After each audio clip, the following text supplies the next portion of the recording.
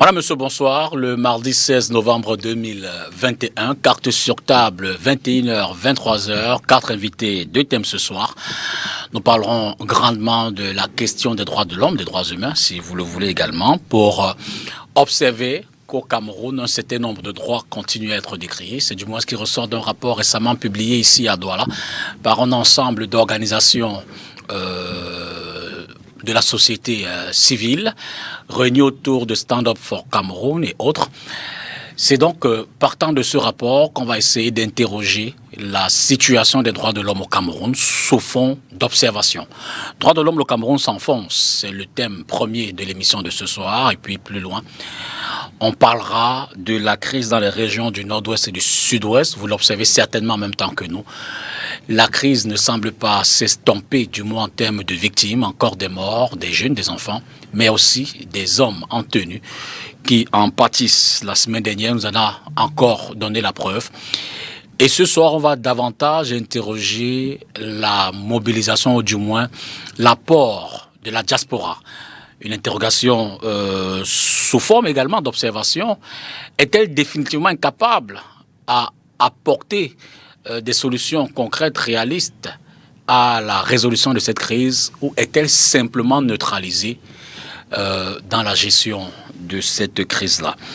Voilà un peu les contours de l'émission de ce soir avec 4 panélistes. J'accueille d'abord le docteur Ambroise Liaison-Essomba, il est enseignant. Bonsoir, prof. Bonsoir, M. Dipita. Bonsoir à tous vos nombreux téléspectateurs. Je salue avec gré les autres copanélistes avec lesquels nous allons certainement éclairer la lanterne ce soir des nombreux téléspectateurs qui sont scotchés. Franck ici, bonsoir. Bonsoir Dipita, bonsoir à tous ceux et celles qui nous regardent et bien sûr bonsoir panélistes. Stand Up for Cameroun, vous êtes évidemment partie prenante. Jean-Jacques Diok Miseke, bonsoir. Bonsoir Dipita, bonsoir aux copanélistes. Je dis aussi bonsoir aux nombreux téléspectateurs qui vont regarder votre émission et bien évidemment à l'ensemble de la population d'Uncam. Vous êtes cadre du PCRN, notamment le responsable PCRN France. C'est bien cela, installé à Paris. Vous êtes de passage au Cameroun, merci de l'amitié que vous nous faites. Maître Joseph-Claude Biliga, bonsoir. Oui, bonsoir. Cadre... Je vous donne bonsoir à tous ceux qui sont ici, à vos milieux téléspectateurs. Comme l'a dit le docteur, je pense que nous ferons le maximum pour que nous puissions, que nos téléspectateurs puissent être éclairés sur les sujets à l'ordre du jour. Vous êtes cadre du RDPC et avec vous, on va prendre la transition pour tout de suite rentrer dans le premier thème de l'émission, le Cameroun qui s'enfonce face à la question des droits de l'homme.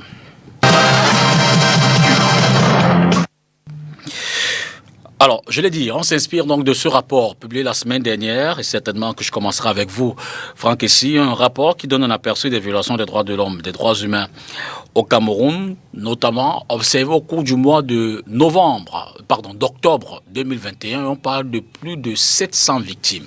Je vous en laisse le contenu. D'abord, Franck, ici, qu'est-ce qui inspire ce rapport? Quelles sont les techniques, les méthodes qui ont été utilisées pour conduire à ces conclusions et éventuellement, quelles sont les conclusions?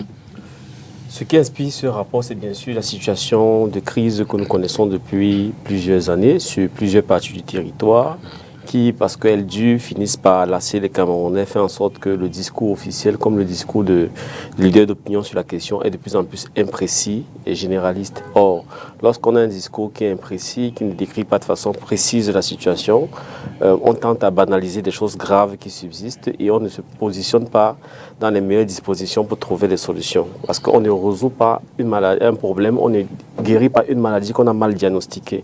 Donc c'est une contribution à ce que la discussion sur ces sujets sensibles-là soit basée sur autant que possible des données objectives. Donc ça, c'est la justification. Maintenant, en termes de méthode, nous procédons de façon, il n'y a rien d'original. Nous combinons plusieurs méthodes. Il y a bien sûr des investigations de terrain menées directement par nous-mêmes et un réseau de partenaires qui sont des organisations de la société civile, des associations, des regroupements communautaires, des églises qui sont installées dans les zones où il y a des conflits. Il y a des sources officielles, bien sûr, c'est-à-dire que tous les rapports, les documents produits par, bien sûr, l'État. Il y a les travaux d'autres organisations internationales qui opèrent au Cameroun.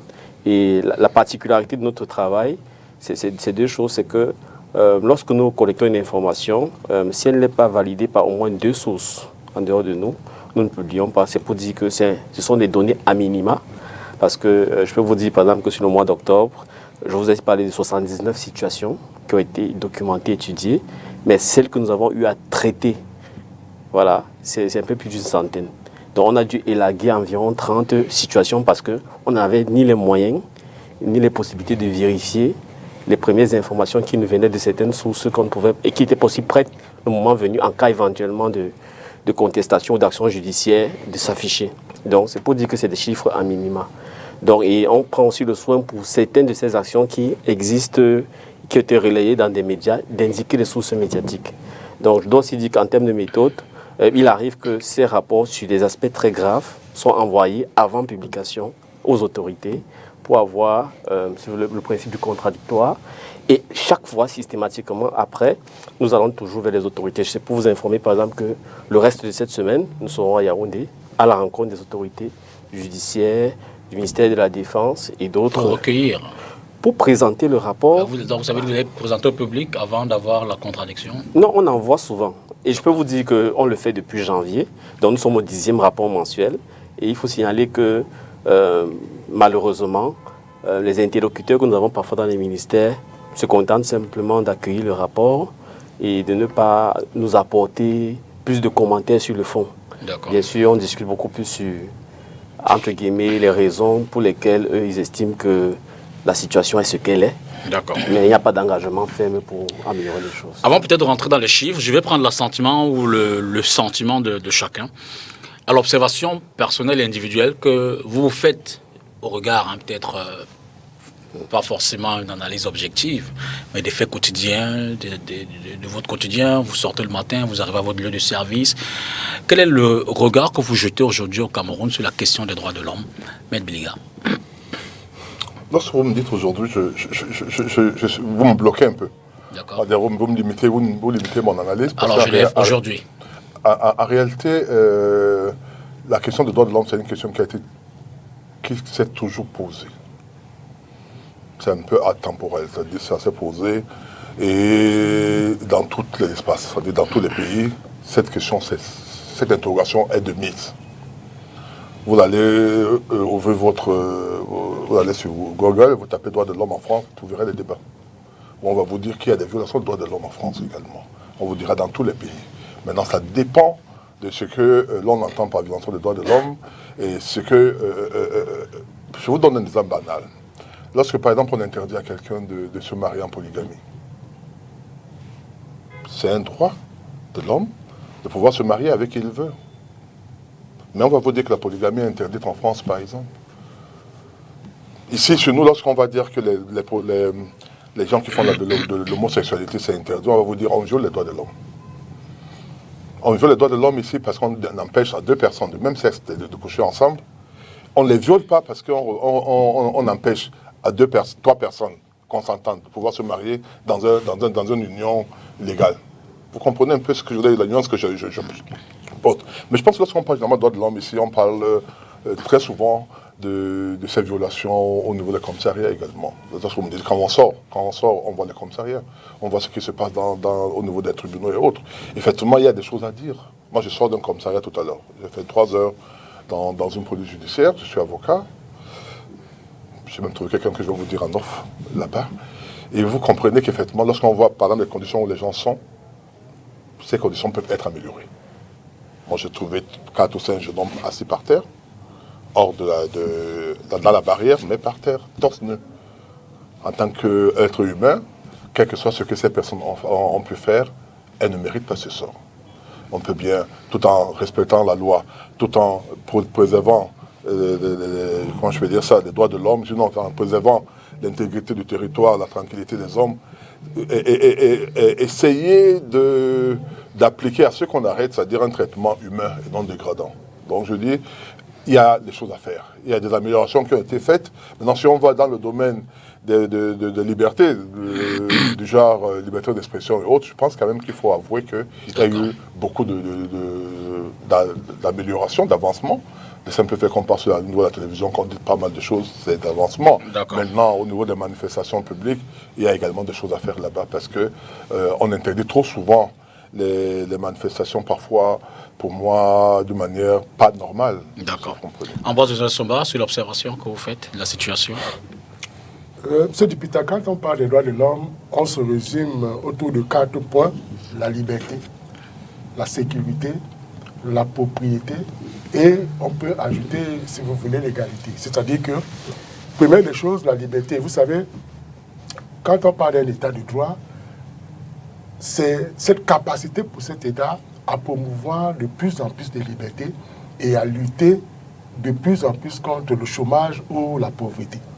Alors, quand nous prenons l'état de droit aujourd'hui au Cameroun, on se rend bien compte que l'état de droit est dans tous ces états. Tous ces états en termes d'abord de législation en vigueur. On se rend compte qu'il y a une très bonne législation. Quand vous prenez les lois de 90, vous prenez la Constitution dans son préambule. Vous savez que désormais l'article 65 qui parle du préambule de la Constitution est élevé à la dignité constitutionnelle. Vous savez que c'est dans la Constitution que est consigné ou sont consignées toutes les libertés fondamentales. Et on peut ajouter que le Cameroun a ratifié un certain nombre d'instruments juridiques internationaux, la Charte africaine des droits de l'homme, la Charte des Nations Unies, la Déclaration universelle des droits de l'homme, le pacte international sur les droits civils et politiques. Donc vous voyez que vous convenez avec moi qu'en termes d'arsenal juridique, ça dit qu'il n'y a rien à dire. Mais on se rend bien compte que sur un certain nombre d'expressions de libertés, précisément les libertés, j'allais dire, politiques, c'est-à-dire des libertés d'association, de manifestation publique, on se rend bien compte qu'à ce niveau-là, il y a vraiment beaucoup à faire parce que je lisais encore le rapport, je ne sais pas de quel parti, qui me démontrait que à 100 demandes de manifestations publiques, il y a pratiquement 98 qui ont été interdites. Donc vous convenez avec moi qu'il y a donc un véritable problème. Or, les manifestations publiques sont l'expression même de la démocratie. C'est-à-dire que quand on laisse les partis politiques, même de l'opposition, s'exprimer, ça fait de sorte qu'on peut évaluer ou jauger la capacité pour l'État de promouvoir les libertés. Parce que quand on bâillonne, on radicalise les uns et les autres, ça fait de sorte que, vous savez, c'est un auteur qui disait que dès qu'on vous ferme la porte des libertés, on ouvre la fenêtre de la résistance. Et ça fait de sorte que les uns et les autres se mettent dans l'optique de la résistance pour défier l'autorité de l'État. Donc, ce que je voudrais dire, c'est simplement que la question des droits de l'homme aujourd'hui est problématique. C'est une problématique universelle. C'est une question actuelle qui nous intéresse tous. Nous avons encore vu l'autre jour à la Quintinie des images d'un malade qui est cadenassé à un lit. Ce sont des images qui choquent, qui heurtent la conscience sur justement l'exercice des droits de l'homme. Vous savez, quand on peut parler une liberté, ça devient très compliqué dans un état de droit. Jean-Jacques. Moi, je veux déjà remercier le maître pour avoir déjà dit parce que ce n'était pas évident dans le parti au pouvoir de reconnaître qu'il y a un certain nombre de libertés qui sont un peu bafouées par le parti au pouvoir. J'ai déjà dit qu'il y a déjà une liberté de parole dans ce parti qui autorise certains de ces cadres de reconnaître, n'est-ce pas, que les Camerounais ne jugent pas de toutes les libertés. Le coup que donnent souvent les rapports des organisations comme celle de Franck Essi, c'est que les droits de l'homme au Cameroun ne sont pas correctement exploités. Depuis le décret de création du comité de droits de l'homme en 90, dans son article, je l'ai lu ce matin, quand bien même le comité de droits de l'homme fait un rapport, il ne peut que l'adresser au chef de l'État, à personne d'autre. Ce qui donne de grand mood aux organisations comme le Franck ici, pour aller dans toutes les supputations, alors que c'est un document qui devait être public, pour qu'on puisse prendre connaissance de ce qui se passe dans le pays, afin d'accompagner l'État sur les différents mécanismes pour... Tout à l'heure, le docteur, je m'a rappelé des conventions que nous avons ratifiées. De ce côté-là, son arsenal juridique est le plus impeccable de l'Afrique. Mais dans les tests, dans l'applicabilité de cela, on a encore deux de nos camarades qui ont été bâillonnés il y a bientôt 3 semaines dans un commissariat de Baba. Pour rien du tout, il n'y a pas eu de convocation, de plainte, mais on allait chercher 2 camarades, on les a gardés. Ça, il y a ça comme ça. Peut-être eux, on a médiatisé parce que, bon, nous sommes sur le terrain de cette action, mais combien de Camerounais n'ont pas la chance d'être médiatisés pour comprendre leurs difficultés. Nous rencontrons ce problème au quotidien, qu'il faut encore travailler beaucoup pour permettre au gouvernement actuel de laisser les Camerounais jouir de leurs droits de l'homme de laisser les Camerounais jouir de leur liberté, de laisser les Camerounais pouvoir s'exprimer et permettre à ce que les Camerounais, quelle qu'en soit leur situation, qu'ils puissent avoir la possibilité de saisir une autre autorité pour décrire les conditions dans lesquelles, n'est-ce pas, sa liberté a été... Au Cameroun, on estime que la liberté, c'est l'exception, et la prison, c'est ce qui est courant. D'accord. Franck, c'est évidemment, je ne vais pas vous poser cette question-là, puisque vous avez le rapport. Mais... Peut-être une chose. D'accord. Je pense que, sauf erreur de ma part, le rapport de la Commission des droits de l'homme, on publie. Tout le monde, moi, je l'ai eu plusieurs fois. Mais c'est qu'il a adressé à la République. Oui, non, le point, c'est pas ça. Le point, c'est de savoir si les personnes autres que le président de la République peuvent en avoir connaissance. Moi, je pense qu'on le publie. Il y a même des cérémonies où on présente ce rapport. Et le ministère de la Justice également en fait autant. Avant peut-être qu'on essaye d'éplucher les enfreints à la règle, les violations de la loi. Est-ce que le dispositif en place, je commence peut-être avec vous, l'espérant en question, je parle également sur le réserve de l'avocat, les textes que nous avons, les textes de loi et tout ça, est-ce qu'ils confortent déjà l'individu pour le respect des droits de l'homme, tels qu'ils sont légiférés, ces lois-là, telles qu'elles sont légiférées, telles qu'elles sont votées? Oui, M. Dupita, la première obligation... Pour parler de façon, je veux dire, comme au quartier, nous avons de bonnes lois, mais elles ne sont pas mises en œuvre, si je peux me faire comprendre. Non, écoutez, la première obligation d'un citoyen, c'est de respecter la loi. D'accord. Puisque son premier droit aussi, c'est de contribuer à l'élaboration de la loi. Donc, en retour, il a l'obligation de respecter la loi en vigueur. Cela veut dire que si nous allons dans le cadre des partis politiques, on vous dit, si vous voulez manifester publiquement, la loi est claire. Nous sommes dans un régime privatif, allez déclarer la marche et obtenir une autorisation préalable. Une déclaration. Une déclaration. Un récépissé. Oui, je dis, vous déclarez la marche, en retour, on vous restitue, on vous donne un récépissé de manifestation publique. Et maintenant, on vous dit, la même loi vous dit, si l'autorité administrative constate que bien que vous ayez déjà autorisé de manifester et qu'il pourrait éventuellement avoir une atteinte à l'ordre public, la loi lui donne deux possibilités.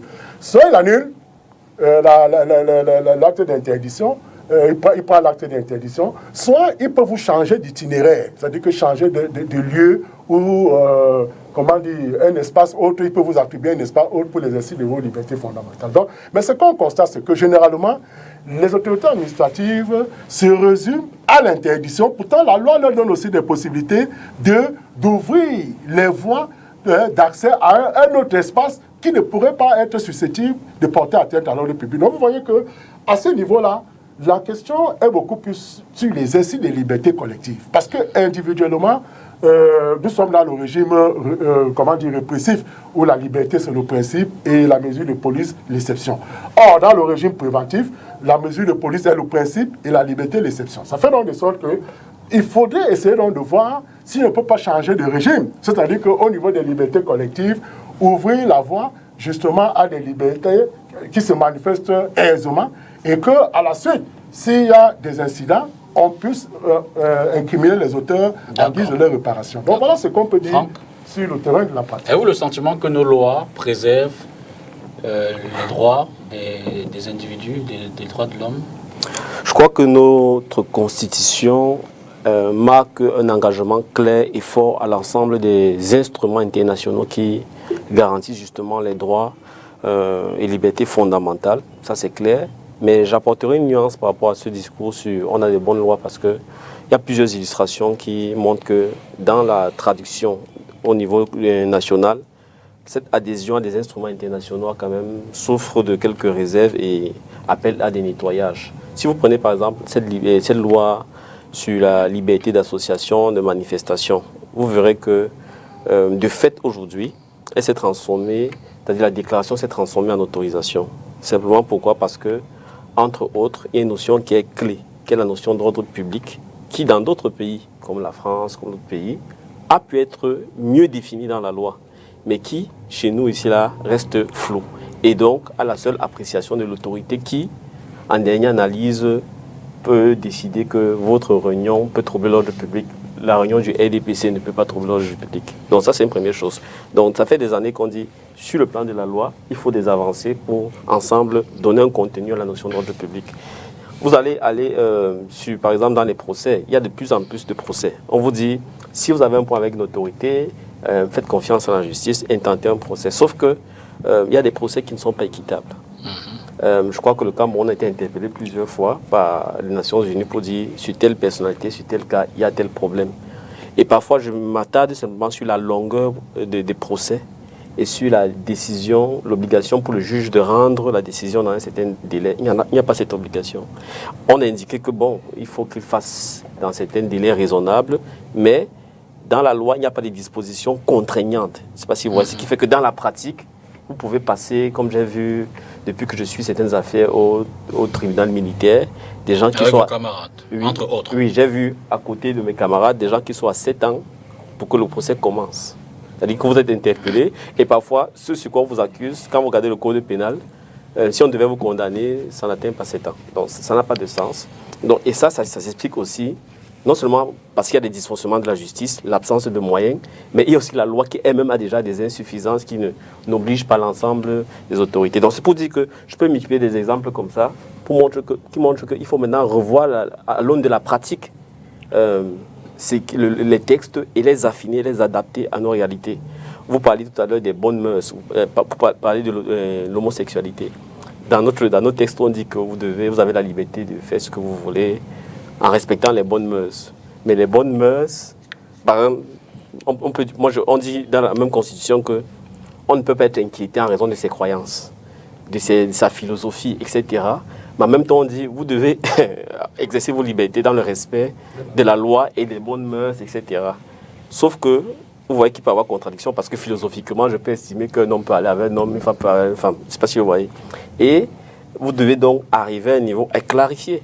Et ce que nous disons là, par exemple, dans des pays comme la Russie, en 2018, par exemple, il y a une réforme constitutionnelle où le président Poutine a dit, bon, puisque c'était quasiment en contradiction, ça donnait lieu à des débats interminables, il a révisé la constitution pour dire le mariage, c'est entre un homme et une femme. Là, c'est plus clair. Et ça fait en sorte qu'il y a des avancées et sur le plan judiciaire, ça change. Mais une fois que j'ai dit ça, c'est pour dire que la pratique reste quand même le domaine où il y a le plus de travail. On y arrive sur la pratique tout à l'heure. Justement, je voudrais d'abord qu'on interroge la pertinence de la loi avant de constater les dérives. Jean-Jacques, sur la pertinence de la loi. Disons que les lois camerounaises liées à l'applicabilité des droits de l'homme au Cameroun sont, comme a dit toujours le Dr Sumba, sont bien. Mais seulement, les personnes qui sont amenées à appliquer ces lois font abstraction de ces tests et créent elles-mêmes, les personnes, les tests qu'elles veulent appliquer. Moi, je prends juste le test vraiment dans le domaine des libertés beaucoup plus physiques, humaines, que dans un commissariat. J'ai vu qu'on a fait le nouveau code pénal exige que je crois, dans les premières heures, il faut qu'il y ait un avocat pour... Le plus souvent, j'ai assisté aussi avec un ami qui l'a. Même quand il a bien demandé qu'il y ait un avocat, le monsieur qui l'a appelé a dit que ce n'est pas la peine. Donc il y a comme ça, comme disait Franck, beaucoup d'exemples de ce fait-là. Donc aujourd'hui, il faut peut-être créer, je ne sais pas si un autre organisme qui puisse contrôler et vérifier l'applicabilité de ces lois qui sont faites elles-mêmes pour pouvoir s'assurer que vraiment tout ce qu'on a mis dans notre arsenal juridique puisse permettre, puisse garantir à chaque Camerounais, à chaque Camerounaise, l'exercice, la consommation de son droit qui est humain. Et après, le reste, c'est le quotidien. Maître Bellingham. Oui, donc, moi, je voudrais dire à Franck que l'homosexualité est interdite de manière claire et nette dans le code pénal. Il n'y a pas de doute là-dessus. C'est clair et net, il y a un article qui interdit l'homosexualité comme ça interdit la zoophilie, c'est-à-dire l'amour entre un homme et un animal, c'est clair et net, tout ça, il n'y a pas de doute. Je voudrais revenir un peu sur ce que le professeur et le docteur Sumba dit, et pour dire qu'en réalité, effectivement, il y a les tests. Mais à chaque test, il y a toujours un article pratiquement qui permet d'atténuer légèrement ou d'atténuer l'effet du test. On vous dit, je prends un exemple banal, on vous dit, article 1er du code pénal, tout le monde... Les hommes sont égaux devant la loi. Devant la loi. C'est le principe. Mais quand vous allez lire, vous allez dire qu'il y a beaucoup d'exceptions. Il y a l'immunité parlementaire, diplomatique. C'est pas Cameroun, hein, donc je veux pour vous dire ça. C'est pas seulement au Cameroun. Il y a diplomatique, présidentielle, des députés, parlementaires, etc. Donc on n'est plus égaux. Vous allez entendre ce qu'on appelle le privilège de juridiction. C'est-à-dire qu'un magistrat ne peut pas être jugé, par exemple, à Douala, celui qui est à Douala. ou un sous-préfet qui a un problème dans sa circonscription administrative ne peut pas être jugé par là. Il y a d'autres immunités, par exemple, il n'y a pas de vol. Il y a des excuses, il n'y a pas des excuses de déception qui existent, il n'y a pas de vol entre conjoints. Il y a autant d'éléments qui font que il y a des excuses de minorité, des excuses absolutoires de minorité. Qu'un enfant de plus de moins de 14 ans, même si tu tues quelqu'un, il ne va pas aller en prison. Mais il l'a tué. C'est pas ce que vous comprenez. Donc il n'y a pas, dans la réalité, cette égalité de tous devant la loi. La loi tient compte d'un certain nombre de paramètres pour être appliquée à ma loi pénale. Lorsqu'on rentre au niveau des droits de l'homme, il a pris l'exemple sur les manifestations. Avouons que nous, on a quand même une avance par rapport à la France. La France, c'est le régime d'autorisation. En France, on autorise. Chez nous, on vous dit qu'allez-y. Même si à la fin, on peut se dire que à la fin, on arrive au même résultat, mais en France, c'est clairement indiqué la demande d'autorisation. Lorsque la loi dit l'État doit, les textes internationaux autres, doit préserver la liberté, la santé, etc., etc., on ajoute une phrase, et Franck l'a dit, conformément aux lois. Conformément aux lois en vigueur. Donc on donne à chaque pays le droit de faire ses lois en tenant, mais qui doivent tendre à protéger l'intérêt, je veux dire, les droits de l'homme. Tout à l'heure, j'ai pris un exemple. Lorsqu'on vous dit que nous avons droit à la liberté de procréer ou de nous marier, et qu'on me dise que par ailleurs que non, vous avez le droit, mais votre droit là ne vous autorise pas à avoir 2 femmes. Ça veut dire qu'on a bloqué, c'est-à-dire on a réduit mon espace d'exercice de mon droit. C'est pour ça que je dis qu'il n'y a pas un seul pays au monde où la liberté, où les droits sont absolus. On vous dit chacun a le droit de créer un parti politique. Tout le monde se rappelle de la Grèce qu'on a fermée, on a dissous le parti qu'on appelle Aube Nouvelle, Aube Dorée, parce que c'est un parti qui était un parti naziste, je veux dire, nazi, et on l'a interdit. Or, la loi dit que les gens peuvent pouvoir créer des partis. La notion qu'on appelle la notion de l'ordre public, c'est une notion insaisissable. Elle est par essence subjective. C'est-à-dire que là où X peut trouver qu'il y a un trouble à l'ordre public, Y peut ne pas trouver le trouble à l'ordre public. Et le sous-préfet, le poste sous-préfet, qui en donne une très grande responsabilité, il se dit, fait un raisonnement simple. Il applique le principe de précaution. Il se dit, je préfère interdire d'être traité de dictateur que d'autoriser et après qu'il y ait des conséquences sur la vie des hommes, sur les biens des personnes, etc. Et à ce moment-là, il réfléchit en se disant, est-ce que une marche d'un parti au pouvoir, donc une marche de soutien, est-elle aussi conflictogène qu'une marche de protestation?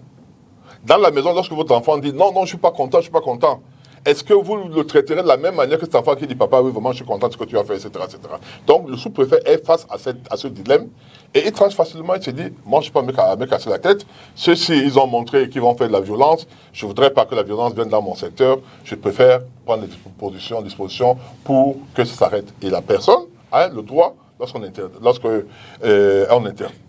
interdit de saisir la juridiction. On me dirait également que la juridiction, ça traîne, mais ça également, ça a été prévu pour que lorsqu'on vous refuse une autorisation, ou bien lorsqu'on interdit votre marche, de saisir le tribunal de grande instance, de là où vous habitez. Je voulais faire une petite digression, mais en guise de rappel, je me souviens qu'il y a quelques années, on avait fait un débat, d'ailleurs, dans le cadre de cette émission comme celui-ci, et puis à la fin, il y a un magistrat dont j'étais le nom, parce qu'il n'a pas voulu, évidemment, qu'on le rende public, qui m'a appelé pour me dire, jeune homme, sachez que il n'y a pas de mauvaise loi, il n'y a pas de bonne loi, mais il y a la loi.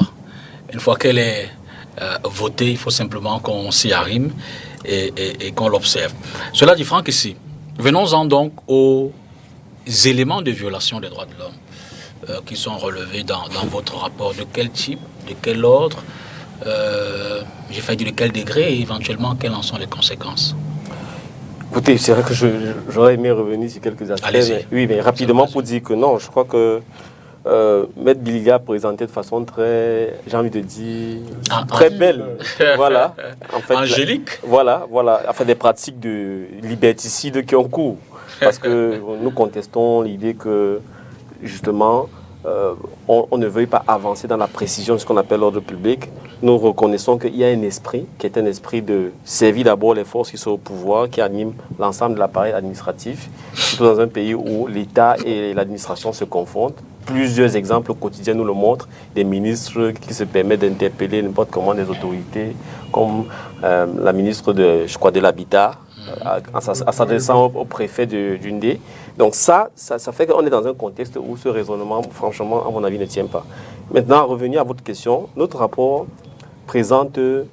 se focalise d'abord sur les zones en crise. Parce qu'il y a 10 régions, 58 départements, 360 arrondissements, mais on est focalisé sur l'extrême nord, le nord-ouest et le sud-ouest. D'abord parce que là-bas, il y a une situation particulière. Et là-bas, on relève qu'il y a des tueries. Des tueries qui sont des atteintes à la vie. Parce que le premier droit de l'homme, c'est le droit à la vie. Donc, et ces tueries-là, elles sont documentées, elles sont malheureusement l'objet des forces armées, entendues comme en partie les forces étatiques et bien sûr les groupes séparatistes qui justement portent atteinte à l'ordre républicain installé. Il y a d'autres violences qui n'entraînent pas des morts, qui sont des blessures, des intimidations, des empêchements aux gens de circuler, d'exercer leurs activités quotidiennement, des arrestations arbitraires, des détentions, des actes de torture, voilà, et parfois même des décapitations. Donc ça, ce sont des extrêmes que nous présentons. Maintenant, il y a d'autres violations qui sont de l'ordre de la restriction de la possibilité que les gens ont de s'exprimer. Il y a des gens qui peuvent... Moi, j'ai par exemple le représentant de stand-up dans le Nord-Ouest, à Bamenda en particulier, qui est passé dans un média pour expliquer notre position par rapport à l'école, en disant que ça n'avait aucun sens de priver les enfants d'école. Il s'est fait kidnapper 3 jours à cause de cette position. Oui, pas des séparatistes. Je ne sais pas si vous voyez. Donc, ce type de situations, chaque mois, surviennent. Et elles sont aussi étudiées, elles sont aussi documentées. Bien sûr, il y a d'autres qui sont des violations des droits économiques et sociaux. Il y a des abus sur les axes routiers. Vous savez qu'on a multiplié les checkpoints pour la sécurité. Mais malheureusement, dans l'environnement camerounais, une bonne idée, c'est-à-dire l'intention, c'est renforcer la sécurité, se transforme dans la pratique en raquette de certains éléments des forces de sécurité sur les populations, parfois même à des harcèlements sexuels. Personnellement, dans une de mes descentes de terrain à combat, j'ai eu l'occasion de voir comment on retenait une fille parce qu'on lui faisait une cour indue, assidue, de la part de quelques éléments. On a dû sortir pour lever le temps et heureusement, ce n'est pas parti dans tous les sens. Donc, c'est des choses comme ça parce que des éléments de nos forces de l'ordre, forcément, comme l'expliquait quelqu'un ici, font abstraction des textes quand ils se déploient. Ils justifient parfois leur réaction au tic au tac, au fait que, entre guillemets, nous on est dans les salles climatisées, on ne connaît pas le terrain, et eux, les réalités du terrain les obligent parfois à prendre des décisions que l'on ne peut pas comprendre. Or, je termine par là, tous ces corps, l'armée, la police, la gendarmerie, ont des codes de déontologie qui ont été pas élaborés par des gens hors de leur corps, c'est-à-dire que c'est par des généraux, des officiers en concertation par rapport à leur mission. Et nous constatons malheureusement, d'après l'enquête que nous avons menée aussi dans le rapport du mois d'octobre, que je vous dis 10 policiers que j'ai interrogés sur les axes routiers, la seule fois ils en ont entendu parler, c'est vaguement lors de la formation. Votre rapport? Oui, notre rapport d'octobre il fait un focus de plusieurs pages sur ces abus-là, parce qu'on a pris le prétexte de ce qui s'est passé à Boya, c'est-à-dire que l'incident malheureux entre le gendarme et la jeune dame, pour comprendre un peu qu'est-ce qui se passe sur l'axe Douala-Boya et Boya-Idenao. Donc voilà le type d'enquête que nous menons, c'est-à-dire que interroger les usagers, interroger les chauffeurs, interroger les policiers, et il ressort que malheureusement, ceux qui doivent assurer l'ordre ignorent même parfois ce que c'est que la loi. Alors Jean-Jacques, selon vous, qu'est-ce qui peut justifier ces nombreuses violations des droits de l'homme? Je veux dire que ça peut être de mauvais jours d'un responsable étatique. Il n'a peut-être pas la bonne veine, il prend une décision malheureuse, et puis bon, elle n'est pas conforme à la loi, la victime paye le prix. Ça peut être institutionnalisé, comme d'ailleurs certains partis politiques le disent, que la loi existe, mais il y a une forme de répression qui fait qu'elle n'accorde pas forcément beaucoup d'espace à ceux qui ne sont pas toujours dans la même disposition d'esprit et de parole que les pouvoirs publics. Donc je reprends la question, qu'est-ce qui peut justifier ces multiples violations observées des droits de l'homme? Avant de répondre à votre question, je vais préciser juste à M. Biguel. En France aussi, c'est un régime de déclaration préalable. C'est-à-dire dans les préfectures, pas d'autorisation. Parce qu'ils ont copié tout ce que la France fait. Donc c'est les mêmes pays. C'est la déclaration. Oui, c'est un régime de déclaration préalable auprès des préfectures bien des mairies. Donc pour revenir à votre question, presque tous les rapports le Cameroun est un pays répressif. Très répressif. Les Camerounais, parce que, bon, ils ont déjà cette habitude, donc ils essaient un peu de surmonter toutes les difficultés déjà, les difficultés quotidiennes déjà de se nourrir. C'est difficile pour ces Camerounais de le faire. Et affronter encore, n'est-ce pas, la rigueur de ceux et celles qui ont autorité, tout au moins à appliquer la loi pour leur permettre de faire des choses, c'est difficile déjà. Donc, c'est aussi un peu l'abus de pouvoir. Tout à l'heure, Franck disait, n'est-ce pas, on a vu la demande d'explication qu'un ministre a servi à une autorité, à un préfet, pour lui demander des explications sur telle situation. Ce sont des abus de pouvoir. C'est aussi une violation des droits de l'homme. Vous n'imaginez pas si le préfet était fragile, dans quel état il pouvait se mettre. Il peut se dire que peut-être demain on va l'affecter dans un autre... Il y a autant de choses que, n'est-ce pas, les Camerounais qui ont le pouvoir en abusent. Et ce n'est pas aussi tout le monde qui le fait. Mais nous comptons de plus en plus cette minorité qui abuse de ce grand pouvoir auprès des Camerounais, qu'eux n'ont pas cette capacité à réagir. La concentration que fait Stand Up for Cameroun dans cette zone est tout à fait salutaire. Parce que si cette organisation couvrait tout le pays, le rapport aurait été exceptionnel. Rien que dans ces 3 régions, je n'ai pas encore lu, mais pour avoir compris ces différents faits relevés dedans, relèvent sous le contrôle du maître d'un tribunal militaire. C'est-à-dire les militaires qui commettent Bon, à moi aussi, j'essaie aussi un peu de comprendre un peu la position de ces militaires. Voyez-vous, c'est aussi des êtres humains. Peut-être ils ont choisi un métier, et ces métiers ont des conséquences, c'est un métier de guerre. Il faut tuer. Quand ils sont en face, quelque chose par moment, ils perdent le réflexe humain. Ils commettent souvent ça. Et quand ils commettent souvent ces genres de bavures, la hiérarchie n'est plus de leur côté. On leur dit, il ne fallait pas le faire, il fallait se tenir. C'est parce que vous avez vu la manifestation lors des Gilets jaunes. Il y avait un policier qui avait son arme sur lui et un manifestant le boxait. Ça a duré 20 minutes. Le policier est resté stoïque. Il avait son arme là-dessus. Il n'a pas tiré. Mais je crains qu'ici, là, celui-ci aurait tiré. Parce que les policiers, dans les 2 situations, ne sont pas dans les mêmes conditions. La hiérarchie n'est pas beaucoup plus à l'écoute. Mais j'ai vu qu'il y a un nouvel axe de communication dans cette armée qui essaye, parce que c'est aussi des enfants qu'il faut entourer par les psychologues, beaucoup de personnes, et avoir un turnover élevé au sein des effectifs. Voilà, mais vous voyez, c'est 2 facteurs explicatifs des violences. Donc vous voyez, c'est des personnes qu'on dépose là-bas, 7 mois, ils ne sortent pas. Du coup, ils sont amenés à commettre des bavures qui n'étaient pas prédestinés à le faire. Mais les conditions dans lesquelles ils sont, ils ne voyaient pas leur famille, rien du tout. Ils sont face à des sacs de sable. Une forme de stress de situation. Et voilà, qui amène à ce qu'ils peuvent... Le deuxième exemple encore, un policier français, les manifestants ont voulu brûler sa voiture. Ils ont même mis le feu. Mais il est sorti. Il avait son arme de service. Il n'a pas tiré, mais il esquivait. On lui a décerné une médaille d'honneur. Oui, parce qu'ils sont dans des conditions où les nôtres ne sont pas là. Donc moi, je pense que l'explication de tous les cas que évoque là, que je n'excuse pas, je ne dis pas que c'est faisable, mais c'est que nos forces de défense et de sécurité sont dans des conditions extrêmement fragiles psychologiquement. Et on doit avoir les psychologues dans le camp militaire pour les entretenir régulièrement, augmenter le turnover pour permettre à ce que la rotation soit effective et éviter, n'est-ce pas, tous les cas que Franck a dans son rapport. Vous voulez réagir? Oui, non, mais je pense qu'il faut quand même dire la vérité aux Camerounais. Vous êtes en France, regardez le nombre de suicides parmi les forces de police et des forces armées. Il n'y a pas maths.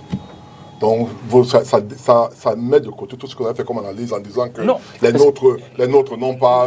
Non. Ça s'équivaut au meurtre des citoyens. Non, ça s'équivaut au meurtre des citoyens. En France, il y a des meurtres de policiers. Vous avez dit que les policiers sont bien là-bas, ils n'ont pas de problème de stress. Je vous dis qu'ils meurent tous les jours. Moi, je les mets par rapport au meurtre des populations. Non. En France, la police préfère mourir que la population. Je vais y arriver. Je commence donc par dire qu'en France, le stress est tel que beaucoup de policiers se suicident. Je suis d'accord avec vous.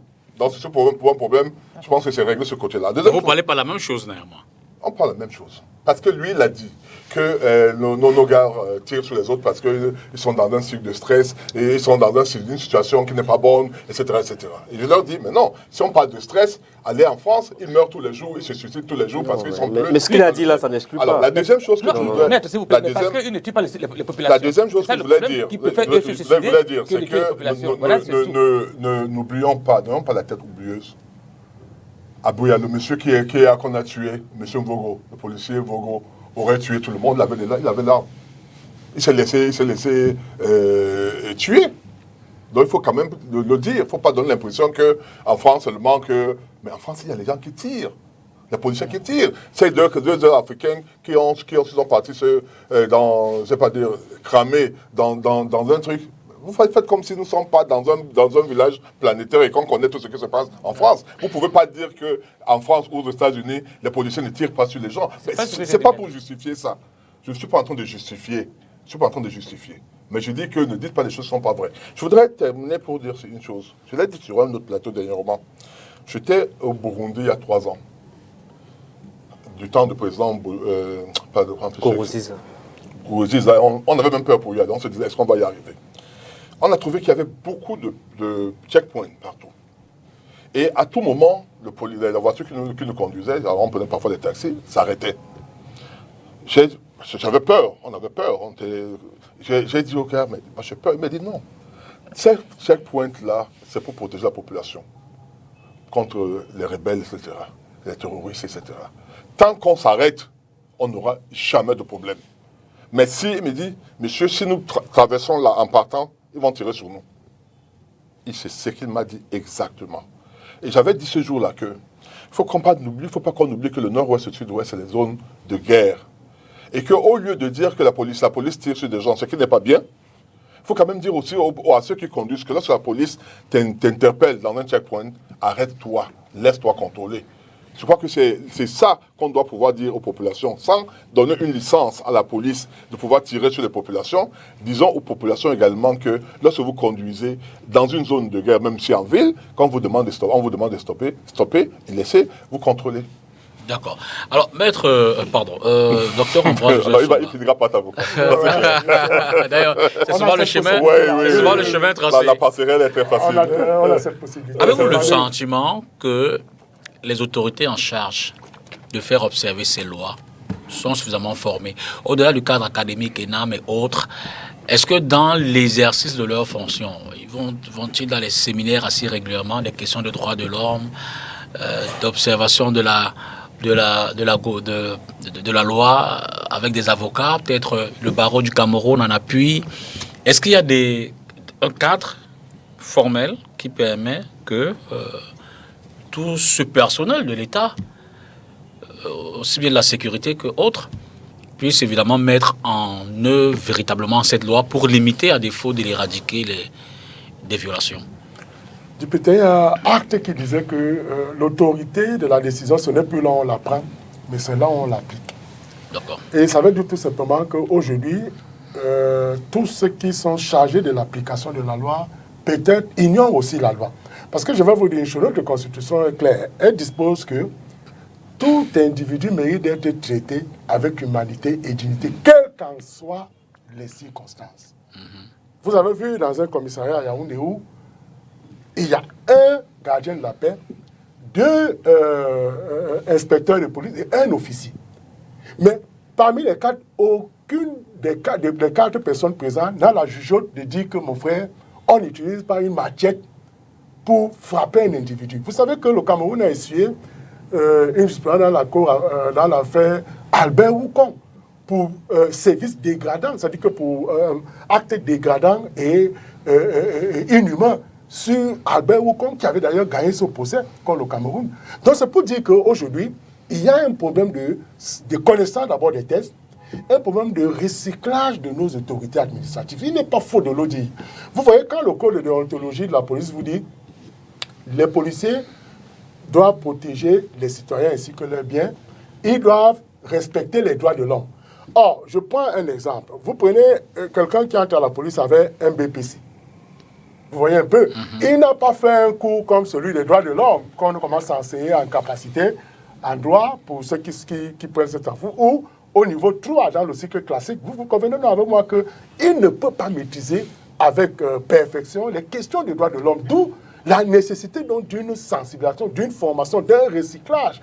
Et je l'évoquais l'autre jour pour dire que quand vous prenez dans un tel policier, vous allez vous rendre compte que pour lui, aujourd'hui, avec les technologies de l'information et la communication qui sont nouvelles, il ignore que par un téléphone, on peut rapidement filmer, comme vous avez vu l'autre jour. On filme pendant qu'ils sont en train de tabasser quelqu'un à la machette. Et vous savez que, selon le droit international humanitaire, la machette est une arme. Désormais, ça dit que depuis le génocide au Rwanda, ça dit qu'on a qualifié, on a élevé la machette au niveau, justement, d'une arme.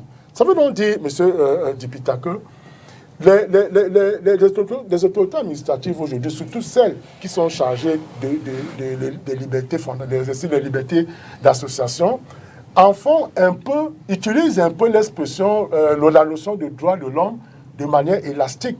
C'est-à-dire, et surtout, au détriment des formations des partis politiques de l'opposition. Et c'est quand même assez grave. Assez grave tout simplement parce que, je l'ai indiqué tout à l'heure, on juge un État à 3 éléments, 3 piliers fondamentaux. La bonne gouvernance, la capacité à garantir les droits de l'homme de plus en plus, et la capacité à lutter contre la pauvreté. Et vous voyez aujourd'hui que les questions des droits de l'homme sont celles qui se posent avec acuité, parce que si déjà, comme je le disais tout à l'heure, quand on ferme une porte de la liberté, on ouvre une fenêtre de la résistance. Ça fait de sorte que ça devient très compliqué sur le terrain de la pratique dans un État qui se dit État de droit. Ça veut donc dire que, M. Dipita, nos autorités administratives, toutes celles qui sont chargées justement d'intervenir dans la gestion des partis politiques, dans la gestion des libertés fondamentales, des libertés politiques, doivent se remettre à l'école, justement, à l'école de l'apprentissage sur les questions des droits de l'homme. Parce que, je le dis tout à l'heure, un État ne peut être jugé comme revendiquant le caractère d'État de droit que si les libertés fondamentales, surtout celles-là, sont suffisamment respectées et on procède à leur promotion pour que les uns et les autres soient de plus en plus libres. D'accord. Je voudrais peut-être donc qu'on relève quelques statistiques énoncées dans ce rapport. Au moins 79 situations violentes ont été répertoriées et traitées. Au moins 105 personnes ont été tuées, dont 73 dans la crise anglophone, 30 dans la lutte contre Boko Haram, 2 dans d'autres situations de violence. Au moins 20 personnes ont été kidnappées. Au moins 177 personnes ont fait l'objet d'une arrestation illégale, dont 100 dans la région du centre, 73 dans le littoral, 1 personne dans l'extrême nord et 3 dans la région du sud-ouest. Au moins 736 personnes tuées, donc 494 dans le Nosso, 240 dans la lutte contre Boko Haram. Depuis le début d'année. Ah d'accord, ça c'est depuis janvier. Ça c'est cumulé maintenant. D'accord. Ah, vous le dites d'ailleurs, depuis l'année 2021. Au moins 209 personnes kidnappées, dont 100 par les combattants de Boko Haram et 108 par les groupes séparatistes. Au moins 62 incendies et explosions. Bon, justement, Franck, est-ce que, vous l'avez précisé tout à l'heure, ce rapport s'est davantage focalisé dans les zones en crise? Bien sûr. Indépendamment des zones en crise, est-ce que la situation de la gestion des droits de l'homme, je vais peut-être me permettre cette façon de voir, dans les zones relativement de paix, dans les autres zones où il n'y a pas de conflit, s'améliore? Est-ce que, au regard des rapports antécédents des années antérieures, vous n'avez pas eu de nuances? Non, parce que je crois qu'il faut, pour avoir une situation globale, je crois qu'il faut collecter les rapports de différents types d'organisations parce qu'elles ne sont pas spécialisées sur toutes les questions. Vous allez voir par exemple nos collègues de Mandela 7 International, eux ils sont focalisés sur ce qui se passe dans les commissariats et les brigades de gendarmerie. Et vous verrez qu'il y a des choses terribles. C'est par exemple eux qui avaient révélé et qui suivait l'affaire de Bello, le jeune Bello qui, voilà, vous voyez. Donc, ce que nous faisons, c'est que on s'est plus ou moins divisé le travail, parce qu'on a vu que, vous avez vu la discussion qu'il y avait entre Maître Biliga et M. Ndjok sur la France, le stress. Vous savez, le juge de paix, souvent, c'est les stats, les données. Je ne sais pas si vous voyez. Parce que chacun peut avoir, à partir de son expérience personnelle, une vision plus ou moins objective ou biaisée. Mais quand on fait de façon régulière des évaluations, même si elles ne sont pas parfaites, on commence à se rapprocher de la réalité. Donc, c'est un des enjeux de tous ces rapports. C'est de documenter à échelle ce qui se passe. Donc, quand vous revenez, donc, nous, on va, à partir de 2022, mettre un focus sur les droits économiques et sociaux et sur les grands centres urbains, Douala et Yaoundé. Mais je peux vous dire qu'en dehors des zones en crise, nous sommes focalisés sur ce qui se passe dans les tribunaux et dans les prisons. Et dans plusieurs des rapports, des 10 rapports qu'on a produits, on a fait un focus sur les prisons de Douala et de Yaoundé. Et c'est terrible ce qui s'y passe. Alors là-bas, je peux vous dire que les gens ont oublié que la loi existe. Quand je dis les gens, c'est-à-dire que ceux qui sont en charge de l'administration pénitentiaire, ça s'explique à plusieurs facteurs. Il y a des facteurs liés justement au déficit de moyens, déficit de volonté politique, mais il y a aussi le fait que, encore une fois, les problèmes de formation, les problèmes de suivi, les problèmes d'évaluation pour améliorer au quotidien ce qu'on vit comme réalité là-bas n'existent pas. Donc, dans les prisons, c'est l'enfer. Ça n'a rien à voir avec nos propres lois, laissons les lois internationales. Vous allez en justice, c'est terrible. C'est terrible en termes de délai de procédure, c'est terrible en termes de violence exercée sur les avocats, de limites qui sont parfois apportées à l'exercice de leur métier. Et maintenant, il y a c'est un mot dit que c'est délicat, il y a des décisions qui sont de plus en plus contestées, qui ne s'expliquent pas. Je prends le simple exemple de nos collègues du MSC qui sont en prison, c'est-à-dire que vous imaginez que 166 recours sont posés, 166 rejets. On va me dire que si c'est la même base, ce n'est pas étonnant. Mais quand vous regardez en détail, vous vous rendez compte que non, il y a clairement le type d'arguments qui étaient avancés par Maître Biliga, qui sont des arguments politiques. Je ne le dis pas pour être en contradiction avec vous, mais il faut quand même annoncer aux téléspectateurs qu'il y a ceux de Bafoussam, un certain nombre qui ont été libérés hier. Tôt ce matin, mardi. Tôt ce matin, mardi, voilà. Et je peux même vous dire qu'il y avait des libérations avant, parce qu'on a arrêté près de 600 personnes. S'il en restait 124, non, si je vous dis dans quelles conditions et comment ils ont été libérés, c'est choquant. Est-ce que vous savez, par exemple, que quand on a arrêté nos camarades, au bout d'une semaine, les gens nous disaient à 350 000, on voulait libérer. Après 6 mois, c'était passé à 750 000. Je peux même vous dire qu'il y a une famille d'un de nos camarades qui, parce que nous on a refusé de payer, on a dit non, rien fait, on n'a rien à payer, qui est allé derrière pour essayer de libérer et s'est fait arnaquer, pas du million. Donc ces pratiques, c'est pas une affaire, ça existe, mais c'est ça, c'est-à-dire qu'il y a des chaînes de corruption qui existent et qui maintiennent malheureusement certains innocents en prison. Pour sortir en fait, certaines personnes en prison. De cette première question, donc le premier thème, on va peut-être essayer d'élaborer un certain nombre de propositions. Je sais que vous en avez fait, donc les autres vont peut-être d'abord prendre la parole.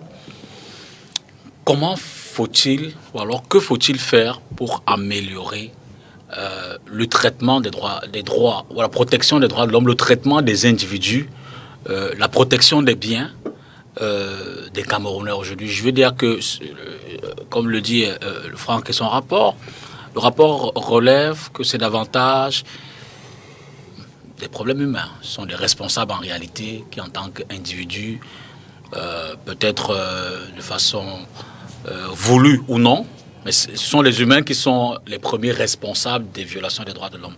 Que faut-il faire pour améliorer cela, Maître Biliga? Je voulais d'abord dire, rectifier certaines choses. Hein. Les gardiens de prison, les policiers, les gendarmes, les OPG, les APJ, agents de police judiciaire, sont continuellement formés. Moi, j'ai été président de la commission des droits de l'homme du barreau. Nous avons, avec le Catholic Relief Service et avec les États-Unis, l'ambassade des États-Unis, nous avons organisé des séminaires à l'intention des gardiens de prison, des policiers, des gendarmes, etc., sur les droits de l'homme. Et nous ne sommes pas les seuls. Même après nous, il y a beaucoup de ce genre de séminaires qui ont eu lieu. Donc les gens sont formés.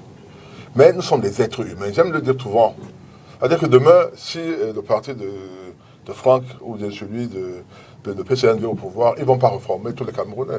Ils vont trouver ces mêmes Camerounais qui ont tendance à tricher, qui ont tendance à voler, qui ont tendance à faire ci, qui ont tendance à faire ça. C'est pour cette raison que si on est dans le domaine politique, vous voyez dans certains pays où il y a eu des changements, à peine les personnes arrivent, on voit le Mali, après il y a un coup d'État, parce qu'en réalité les gens, on ne va pas changer les gens sur un coup de baguette, baguette magique. Magique. Je le dis parce que tout à l'heure, Franck ici a parlé de cette sorte de corruption de 593 personnes qu'on a arrêtées et qu'on a toutes libérées parce qu'ils ont payé. Je ne voudrais pas rentrer dans ce débat. Mais nous savons qu'il y a des gens qui sont tout autour de parler de justice, qui donnent l'impression d'être des rabatteurs pour le compte des magistrats, mais qui ne sont que des brigands. Il y a certains qui le font. Mais d'autres sont, la plupart du temps, des brigands. C'est la raison que parfois on vous dit, si vous devez rencontrer un magistrat, allez le rencontrer. Et quand j'étais membre de la commission, du comité de suivi et évaluation en charge du système judiciaire, et au niveau de la CONAC, parce que je représentais le barreau dans ce truc-là, nous avions à voir ce qui n'allait pas dans la justice. C'était notre travail. Pourquoi est-ce qu'il y a la corruption? Comment faire pour éviter cela? L'une des solutions qu'on avait envisagées, c'était celle d'abord